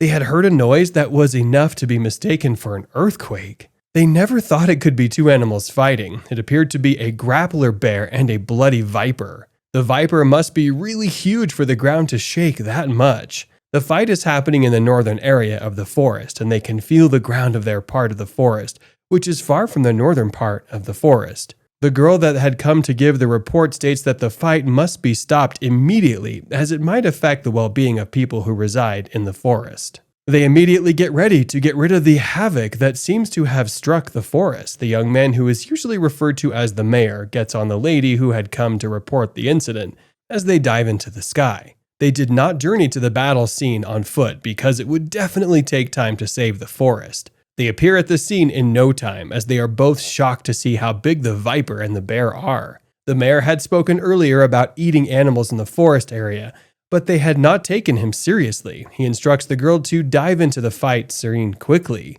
She's reluctant at first because she's convinced that they will eventually get hurt. However, it is very important that she obeys her master as she dives into the fight scene immediately. The mayor slashes through these animals without mercy as they appear dead after the whole ordeal. She is shocked that he actually means to cook and eat them. They transport the big animal home as he uses their wine and alcohol to prepare a delicacy that seems weird to everyone at first. He cajoles every one of them to taste the animals as they really appear tasty. He had fried the viper and it tasted like chicken. They eventually try it, only to also love the taste. They had more to eat as the meal was really delicious. Later that day, the mayor visits Flora's building to get supplements to prevent the leftover meal from getting spoiled.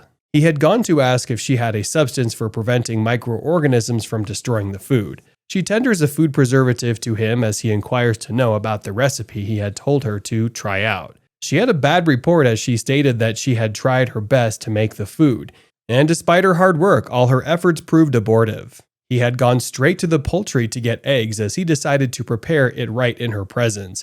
They mixed a lot of ingredients alongside the eggs and mayonnaise. She tastes it without baking it or cooking it, as he warns her that it's dangerous to her body's system. She was delighted to see him explain to her that the meal was different and delicious.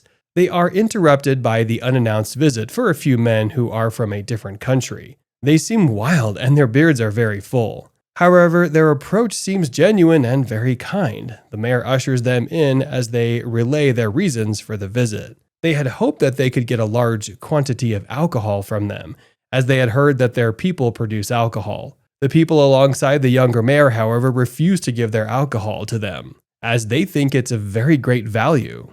They settle down with them and promise to make them more alcohol from their plants. They almost did not believe, as they wondered with themselves if this was truly possible.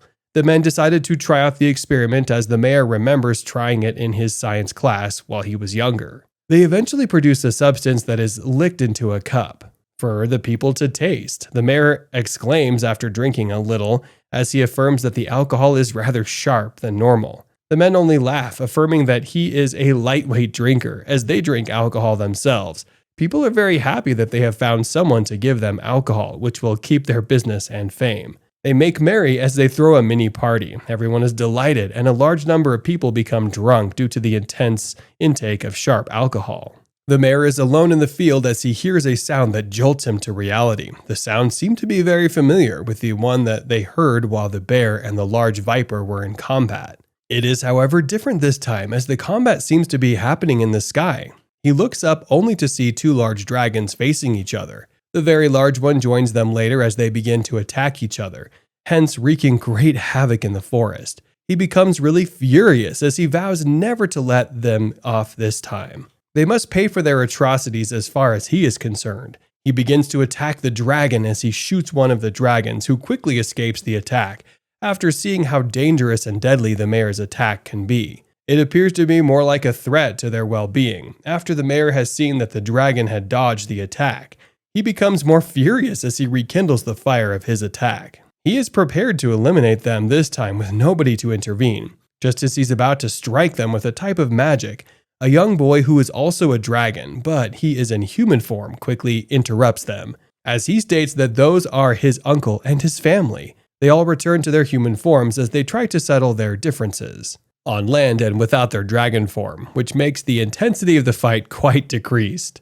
They accuse the father of always drinking every time and also pin it on him that he is having an affair. He denies quickly, stating that he had always gone to bring them gifts to the house, clearing their insecurities. The mayor is happy that they seem to be getting along well, without any force, as the father tells them to apologize to the mayor immediately for causing him a lot of trouble. They apologize as the mayor exits their presence. The father states that he had come to observe the environment as the fight was just camouflage. They had never thought that there could be someone who was more powerful than the dragon. In order for them to feel safe and protected, the mother orders her daughter to stay in the forest and observe the people and also keep them safe. Her father had interrupted her mother while she was dishing out the instructions, but she ignored him as she had already made her mind up. They all return except their daughter. They had told the mayor to assign her to a particular job to keep her very busy as she gets really busy. However, during the course of her stay, they find out that the wolves and even the other animals have been suddenly scared of the dragon ever since she had joined them. This bothers the mayor as he tries to see if there are other sectors that she can function in which would keep her away from the animals. She had been taken to their restaurant to work as she seemed to not fit into any other sector. However, a man named Beazle, who rules a different country, has come to get foodstuff from their store, as he is shocked to find out that a dragon now works for them as their attendant. He stares at the dragon in awe and disbelief. What now? Would he get eaten? Is it even right for a dragon to be an attendant with her horns and scary tail? All these questions run through his head as he keeps affirming everything she seems to have said. He no longer has a decision of his own as he's unsure of what to say or buy. He ends up buying everything she has suggested against his own will, just because he's scared of her and wants to do everything possible to get out of her sight. He eventually meets the mayor, who asks him to count everything he has gotten, but he declines as he is close to wetting his pants. He returned to his town immediately. On getting to his town, he summons his chiefs and tells them about the new developments of the village. They now have a full military force for all they care, and an attack is going to be staged against them soon. The question of their success or failure strikes them immediately. He dismisses them after making up his mind to send a spy to their town, who will give him an appropriate report of everything that is happening in the village. Later that evening, he summons his only daughter as he states that he is sending her off as a spy to a small town. The young girl did not decline as she would go on the mission since it was her father. The very next day, she meets the Lady Dragon on arriving to the town. Her reception was very warm, as she did not know her true intention. Beazle's daughter, however, is not as timid as her father, as she kept asking questions about the environment and people that reside in the environment. Later that day, she sees the other wild beasts and the strong dwarves that are in the town.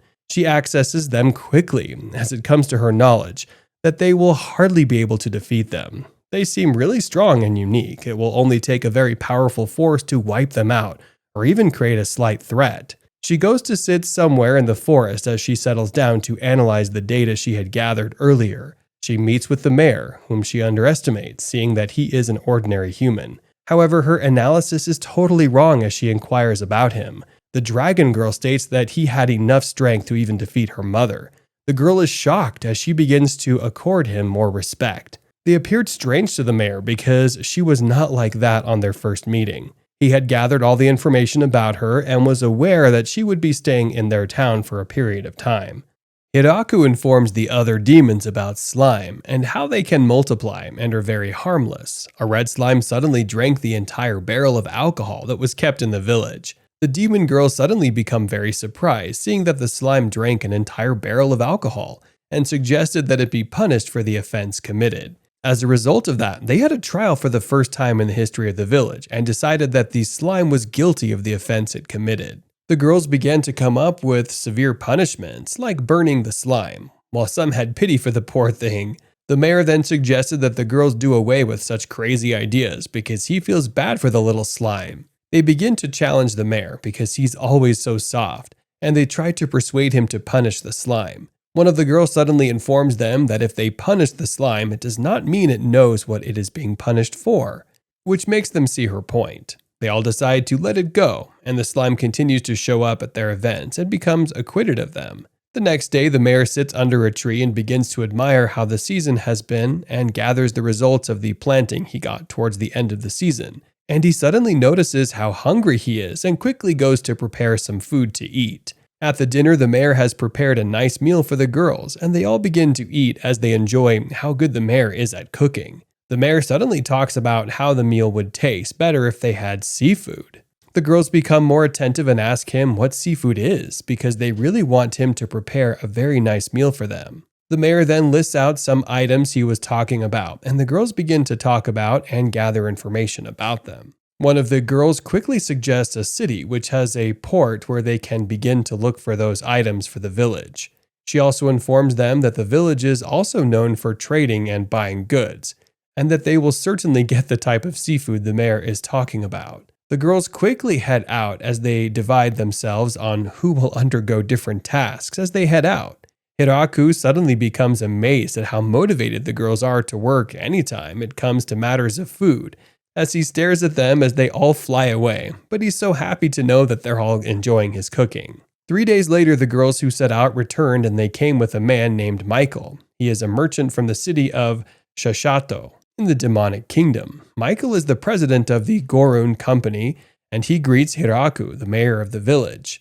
Michael then shows the girls and the mayor the products he brought all the way from his city, which makes them all amazed at what they saw. Michael also apologizes for not coming back with the seaweed he asked for because his men do not return with them. Instead, they throw them back into the ocean, but promise to have them dry before long. Michael also tells Hiraku that he has 3 main goals, which makes Hiraku very surprised because he was not expecting anything else from him. Michael then tells him that the first goal he has is to greet him, which he has done already. The second goal is to persuade Hiraku and the mayor into doing more business with them. And the third is to become the official government purveyor of the village.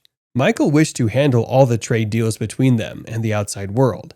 Michael then insists they give him the permission on those crops, promising to give them 7 times more value he will get by trading the goods. Hiraku begins to think about it, and Michael shows them a list of companies he is managing, which makes him agree with the business offer brought by Michael. Later that day, Michael insists on talking about the alcohol produced in the village, but they all shout at him, telling him that he cannot have alcohol. Michael suddenly becomes frightened and apologizes as he prepares to take his leave. Hiraku and the girls begin to talk about how skilled a merchant he is and the profit they will make if he begins to handle their goods for them. Hiraku begins to hope that he is certainly not deceiving them, and also hopes that they have smooth negotiations from there on out. Meanwhile, Michael looks back at the village while riding the dragon back home and acknowledges how scary his visit was to the village. He suddenly remembers 3 days earlier when he was visited at his office in Shashato City. Michael asked why it must be him they wanted to see. He tells his coworker to handle it, but his coworker tells him that they came with his name to see him and even brought goods from their farms. Michael became more bothered seeing they brought goods and asked if they were not aware of the rules. He tells his men to refer them somewhere else if they cannot handle it. Suddenly, he changes his mind, saying his merchant instincts are telling him not to ignore them. Michael suddenly decides to go meet them and notices that it is the lady from the Chrome family who he had met at her last birthday party. and begins to imagine how he would have been beheaded if he sent her away without listening to her. He then asks who she came with, and he notices that she is Lastus Moon of the dragons, and he becomes even more terrified. Michael becomes more worried because he is standing before the daughter of one of the most powerful and dangerous dragons. Michael puts his fear aside and asks what they came for. The lady from the Chrome family takes him outside and tells him that they want him to buy their goods, and in exchange they will want him to find some more items for them. Michael goes towards the goods while thinking of the danger he might be getting himself into by entering trade talks with the two ladies. He suddenly opens the goods and notices that they are fruits that have entered the demonic kingdom, and begins to think of the amount of silver he would make if he gets them. Michael suddenly accepts the deal and promises to get their goods so he will not miss the deal. He immediately ordered his men to get him the best catch they had from the port in the morning so he could give it to the ladies. Michael then asks the ladies if he would want to follow them, so as to know where they're going. Lastly, quickly informs him that he will be going to the Forest of Death, where their village is. Michael becomes more scared because of how high the risks of the deal are. He follows them and they introduce him to most of the demons and angels in the demonic kingdom, which makes him more scared. After the trade meeting with the mayor, Michael is very glad that he survived it and how he managed to finish the business with the terrifying group. He's also glad because huge profits are waiting for him, but he's not sure if his body can handle it. Back at the village, Hiraku the mayor prepares another delicacy with the goods gotten from the merchant, which makes the girls very amazed. They begin to eat, and Hiraku begins to think of the more items he would later ask the merchant to get for him. The following day, the mayor is trying to battle a dragon that is coming to disturb the village. He begins to wonder why the three angels of the skies who are supposed to be patrolling the skies are not doing their jobs, or maybe trying to stop it has proved difficult. The dragon suddenly shoots fire down into the village, destroying the trees. The mayor becomes very angry and tries to bring down the dragon by throwing a spear at the dragon the first time, but he misses. He attempts the second time and successfully hits the dragon, bringing it down. The mayor then notices that it's a girl and asks her if she burned down some part of the village. Suddenly, Dry May comes and apologizes to the mayor on her behalf. He also tells the mayor that her name is Hakuren, and she is his older sister.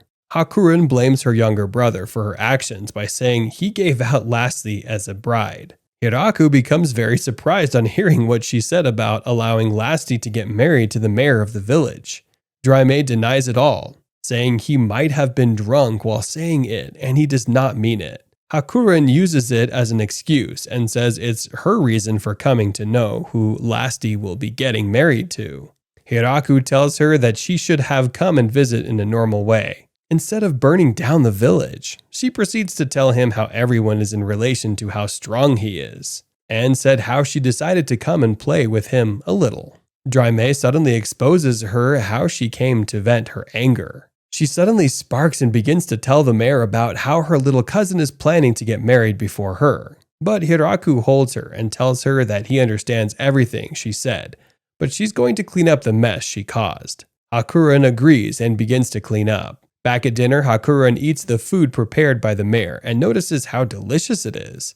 Hiraku begins to wonder how she successfully fit in within days.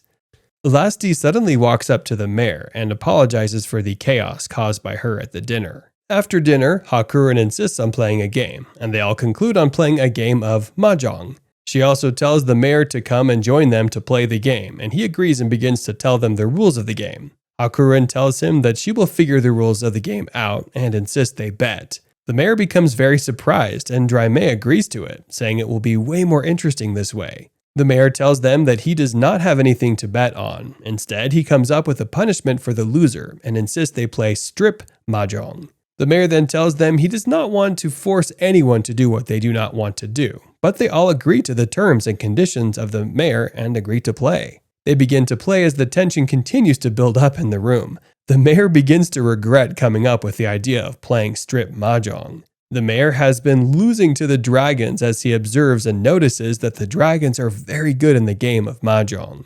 He becomes very worried as he is down to only his underwear, and the others still have their clothing intact. He becomes even more worried and begins to wonder what is wrong and how he is losing. He begins to think that he is being cheated on, or maybe the dragons are using their powers to change the tiles.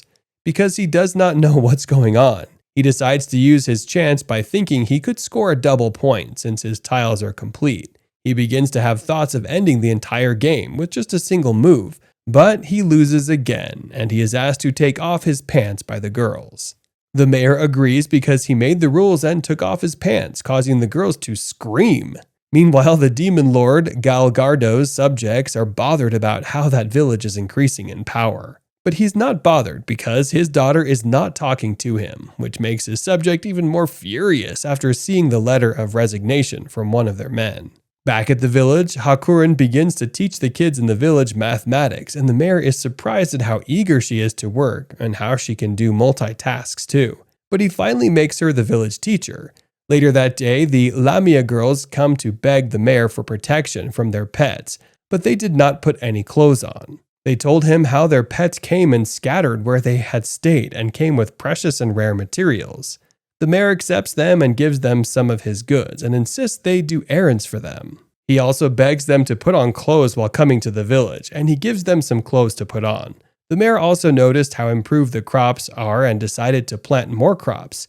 Meanwhile, somewhere outside the village, a group of girls are seeing how big the village is turning out and suspect they might be planning something foul. They conclude by taking down the village and saving Florem.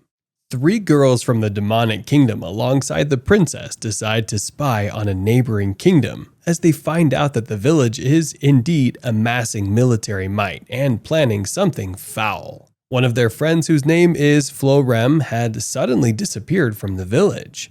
They agree that she must have been forced to stay behind and also held captive against her own will. They are set to visit the village so they can plan how to take over the village and to also save their friend Florem. Florem, on the other hand, is doing pretty well in the village as she works in one of their offices. She had been put in charge of the village accounting sector, which tends to take most of her time. However, it also does not look like she's being compelled to do anything, as the office seems rather peaceful and serene. She's buried in her typing as someone from the village enters. He appears to be one of the people she works with. He had come to give her information concerning the princess. He explains to Florem that the princess is gathering troops and preparing to go on a military campaign. Florem is shocked to hear this, as Demon Lord Galgardo's daughter, whose name is Princess Yuri, appears to be her friend. She's worried as she wonders why the princess is gathering troops.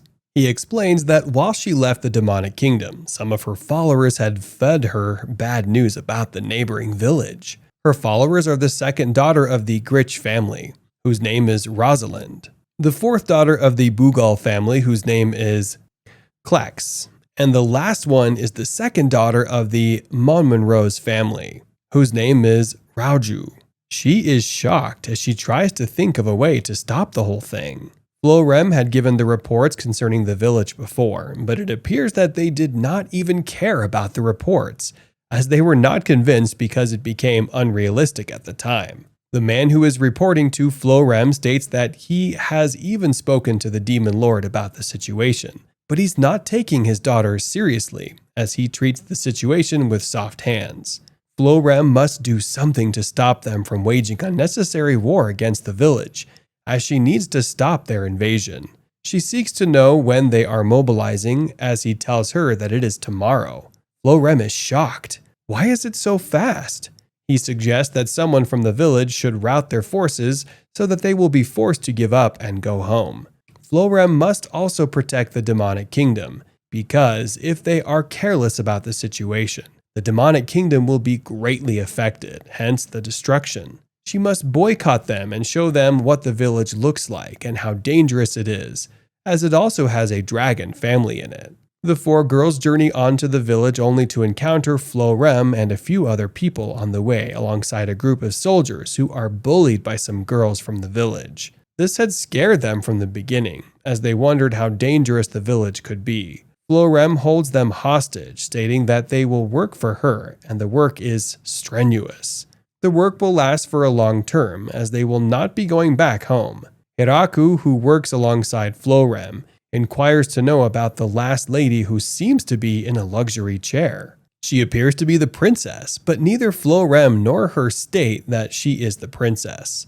as Florem will have her work for a short while also, only that she will also be allowed to return back sooner than the others. To the surprise of Florem, the princess does not have a problem working for them. However, her friends keep complaining about the environment and the harsh reception.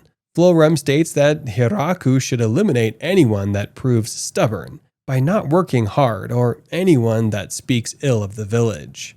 The four girls are gripped with fear as they wonder if this is apparently supposed to be the end of their lives. Their first assignment is to pluck apples from the tree, as it is to be used for a different purpose later. The princess begins to pluck them while the rest of them hesitate to go near the apples, as they only get to eat them in their noble space. They remark that they have never seen how it is fetched, as it has always been fetched for them without stress. They state that if the demonic kingdom ends up taking over the village, they will never have to stress over such things anymore, and they will be very rich. However, they switch rather quickly from their fantasies as Florem snaps at them, reminding them about the instructions she had given Hiraku. They keep complaining as they stop remembering what Florem had told Hiraku. Some sets of children inquire if the princess can help them with a menial set, as she is glad to do it. The three girls are as shocked as they exclaim that a princess is not supposed to do things like that. She looks at them sternly, as the fact that she is a princess is definitely supposed to be a secret to the children, as they remember again that they might be eliminated by Hiraku for what they had just done. They keep closely stating that they should not mind whatever they have said. The princess accompanies the kids as they gather snails from swamping areas. The other girls also are delegated to other jobs as everyone gets busy. They eventually settle down in the evening as they prepare dinner together. Everyone retires to bed after a stress-filled day. On the next day, the same routine is repeated, as Florem is delighted that she is carrying out the plan she has sketched.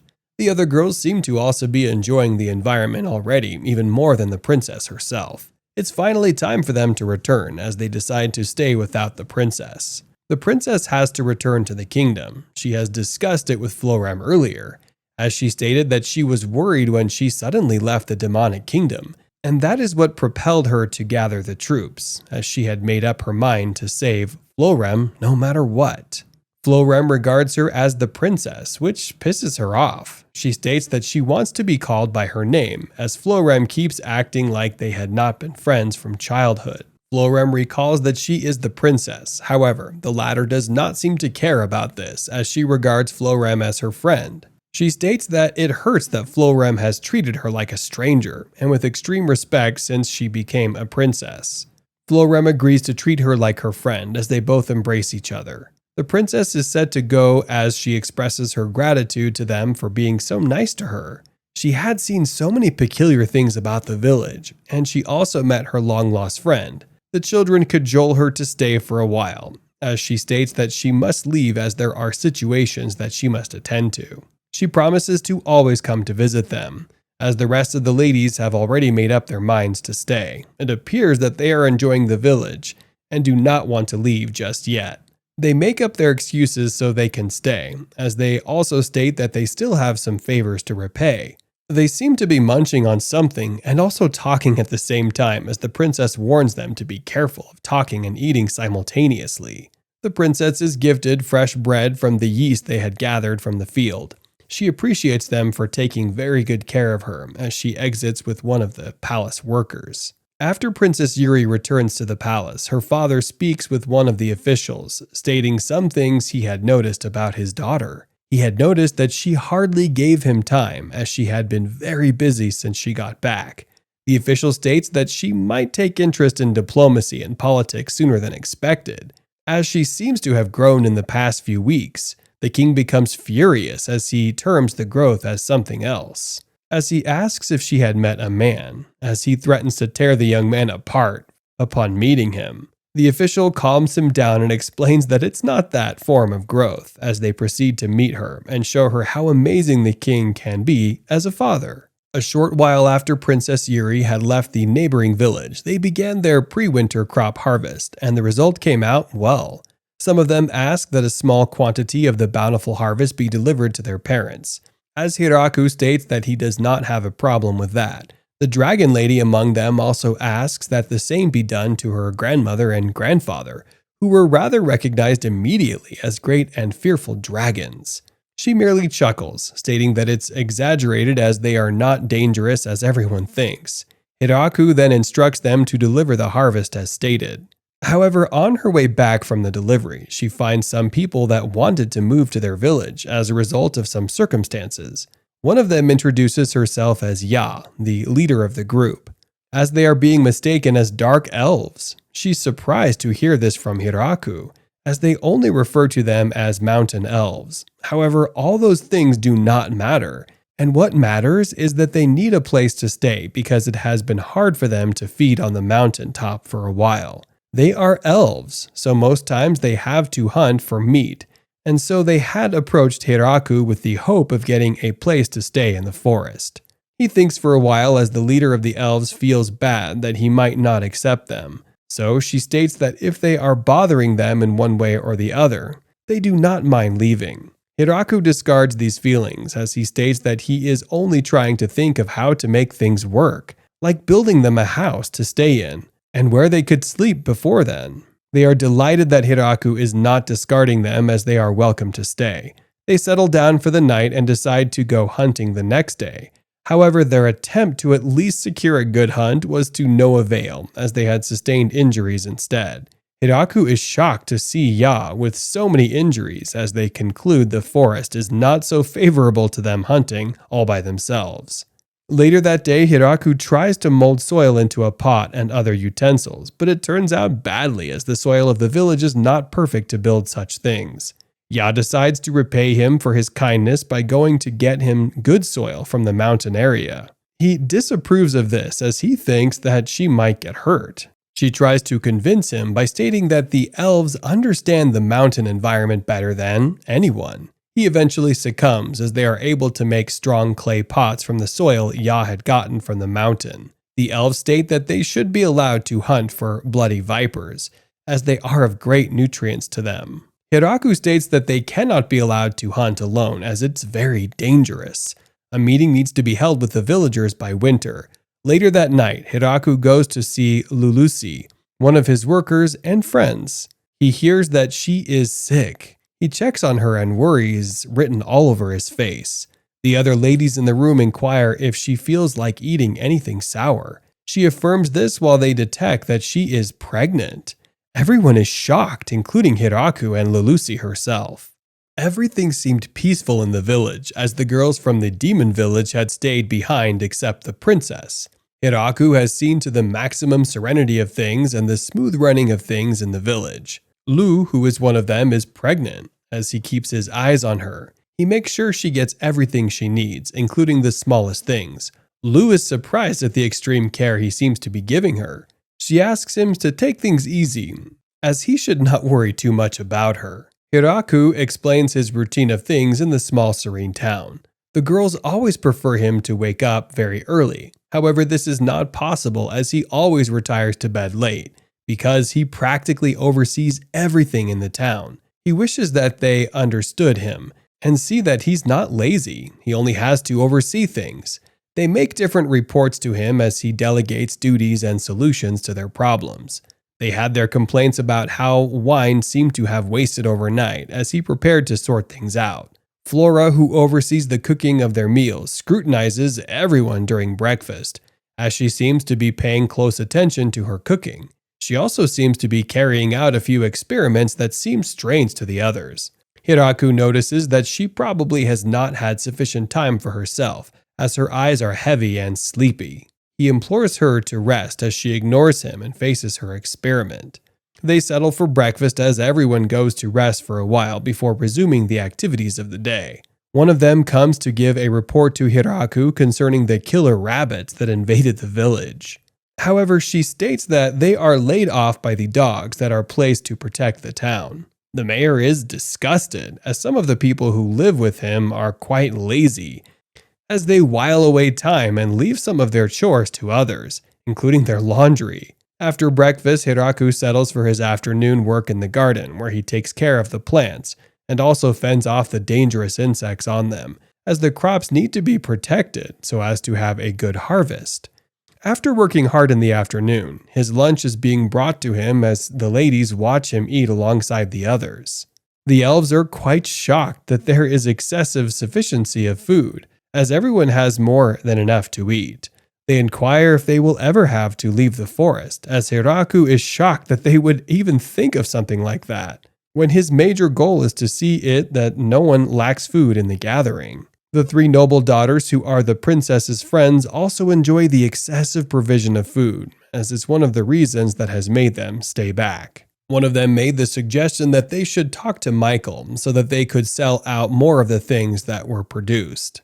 After Hiraku's farm work, everyone also wraps up whatever they're doing, as it's very important for them to engage in one exercise or the other, as this is to keep them fit and ready to do anything without getting tired for a very long time. Hiraku also believes that it will help some ladies correct their shapes and also keep them physically fit, as it's quite compulsory for everyone to participate in it. Hiraku chooses a spot to begin his own exercise as he strikes a tree severely. He's eventually frustrated as the tree he had aimed at seems to be more powerful than he is. He had missed his target severely and could only let out his annoyance by striking the tree vehemently. However, his frustration only increases as he's unable to retaliate. One of the mountain elves approaches him as he is delighted by the weapon she is holding. He quickly collects the weapon and tries to strike the tree as he misses his target again. He gives up as the girl aims 3 weapons at the tree at once, meeting her target. Hiraku is shocked as he inquires to know how she achieved that. He brings out a different weapon entirely and strikes it at the tree. To the surprise of the girl, the target is met as his throw splits the tree into 2. She inquires as to how he's able to achieve something like that. After the exercise, it's time for everyone to go to bed as dinner is to be served before everyone goes to bed. Flora serves the dinner as Hiraku is asked to taste it first. As she had never made something like that before, she states that it is rabbit and honey sauce. He asks her to rate her recipe on a scale of 1 to 100. As she rates it at 20. One of them quickly tastes it and exclaims that it seems to be very delicious. Flora is wrong. It's not on a scale of 20, it's more than that. Hiraku asks her to only prepare dishes that she is sure to a scale of 50 and above, as she declines, saying that she does not have the luxury of time and they cannot afford to waste food. He eventually agrees with her. After eating dinner, he retires to the convenient bathroom alongside others as it's important to have his bath before going to sleep. He feels rather delighted that the bathroom is big enough for them as he is comfortable and the water is soothing. It is eventually time to retire to bed as 3 of them follow Hiraku secretly to his room. He notices that some sets of people are following him as he watches closely. On getting to his room, he decides to catch them as he shouts for help. They were all available to render help at the moment, as they retired after seeing that they had been caught. Hiraku is, however, grateful that he has people to look after him. They had probably followed him to make sure he was safe and free from harm in any way. He eventually retires to bed, tiredly because he seems to have had a really long day. On waking the next morning, he decides to check on the men making wine for the town. They ask him for more ingredients as they need to improve their service and taste. Hiraku thinks about how he can attend to their needs, when he's interrupted by the townspeople who come to report something to him. He's on alert as their mode of explanation is giving type of alarm. They report that they have come across a very strange man as he follows them to check who the strange man is. He deduces that the man is strange as he meets him in a weird position. The man is seen bowing to the ground for no sole purpose as Hiraku waits patiently to hear from the stranger. He lifts his head rather swiftly, causing everyone to tilt backward. He greets them warmly as he recognizes the pregnant Lu. He congratulates her. The scenery seems to give everyone peace of mind, as they are relieved that he knows one of them, and since Lu also did not deny knowing him, they welcome him to their abode. He speaks to Lu, stating that her pregnancy seems a bit strange as vampires are supposed to bring forth new breeds by themselves. However, since her pregnancy is here already, nothing can be done. Apparently, rather than for it to be accepted and taken care of, Lu refers to him as the progenitor, as everyone is confused as to which progenitor. Lu explains that the progenitor is the same as his ancestor. The man explains better, stating that he has lived for many years. Hiraku is very shocked as he inquires to know how many years he's probably lived for in his lifetime. He states that he has lived for 4,000 years, and he keeps erasing his memory because he wants to forget how many years he's lived for. And the last time he erased it was a duration of 200 years from the present time. Hiraku and the others are shocked because he looks very young, and they believe that he could not have possibly been that young if he truly lived for those years. They conclude that he probably got his powers from being a vampire. However, he explains that he had gotten his powers from magic. He had only prevented himself from looking old through the use of magic. He asks Hiraku for a statue he had seen outside earlier, as that was what he was admiring, as everyone terms him strange. Hiraku now understands the cause. He had seen the statue as a sacred creature, and he would like to take it with him. Hiraku, however, explains that he cannot take the statue with him as it's for the village.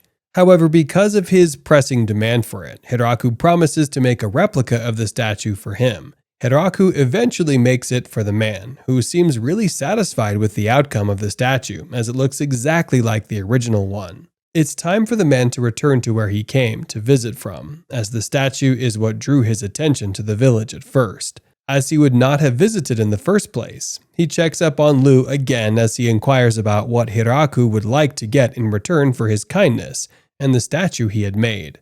However, Hiraku declines, stating that the statue is seen as sacred and it is definitely not to be put up for sale. Hiraku is delighted but still insists. However, after much persuasion, he succumbs and decides to leave for his town. He inquires to know what type of man he is from Lu, who states that he is a noble and highly respected man. This happens to be true as he is welcomed like a prince on returning home. He shows one of his attendants the statue as he admires the statue, stating that it is magnificent and rather different from the usual statues. He asks that the former statue be removed and replaced with the one the mayor had made, as the man obeys without any question. The man suggests that Hiraku is appreciated and rewarded openly, as the progenitor disagrees, knowing the type of man Hiraku, the mayor, is. He was aware that Hiraku would not appreciate such open gratitude, especially when he had stated that the statue was a free gift, and nothing must be paid in return for it. However, the progenitor is very wise, as he eventually sent a large, fancy, and very new piano to the town. He states that it's a gift to Lu, who is currently pregnant. Hiraku thinks he's too kind for a noble man and appreciates his gift to Lu. The piano is taken to the dining room where everyone can see it, as the three noble girls from the Demon Kingdom try to learn to use the piano. It seemed rather too big for them to practice with as they approached Hiraku with tears, stating that he should get them a new piano. He eventually gets another piano with the help of Michael, as the difference in the piano is not as fancy as the piano the progenitor had sent. However, everyone seems happy with the piano, as they can now learn with it. Everyone wants to learn how to play it, but certainly not everyone can play it, as it appears that only Florem and the girls from the Demon Kingdom play quite well.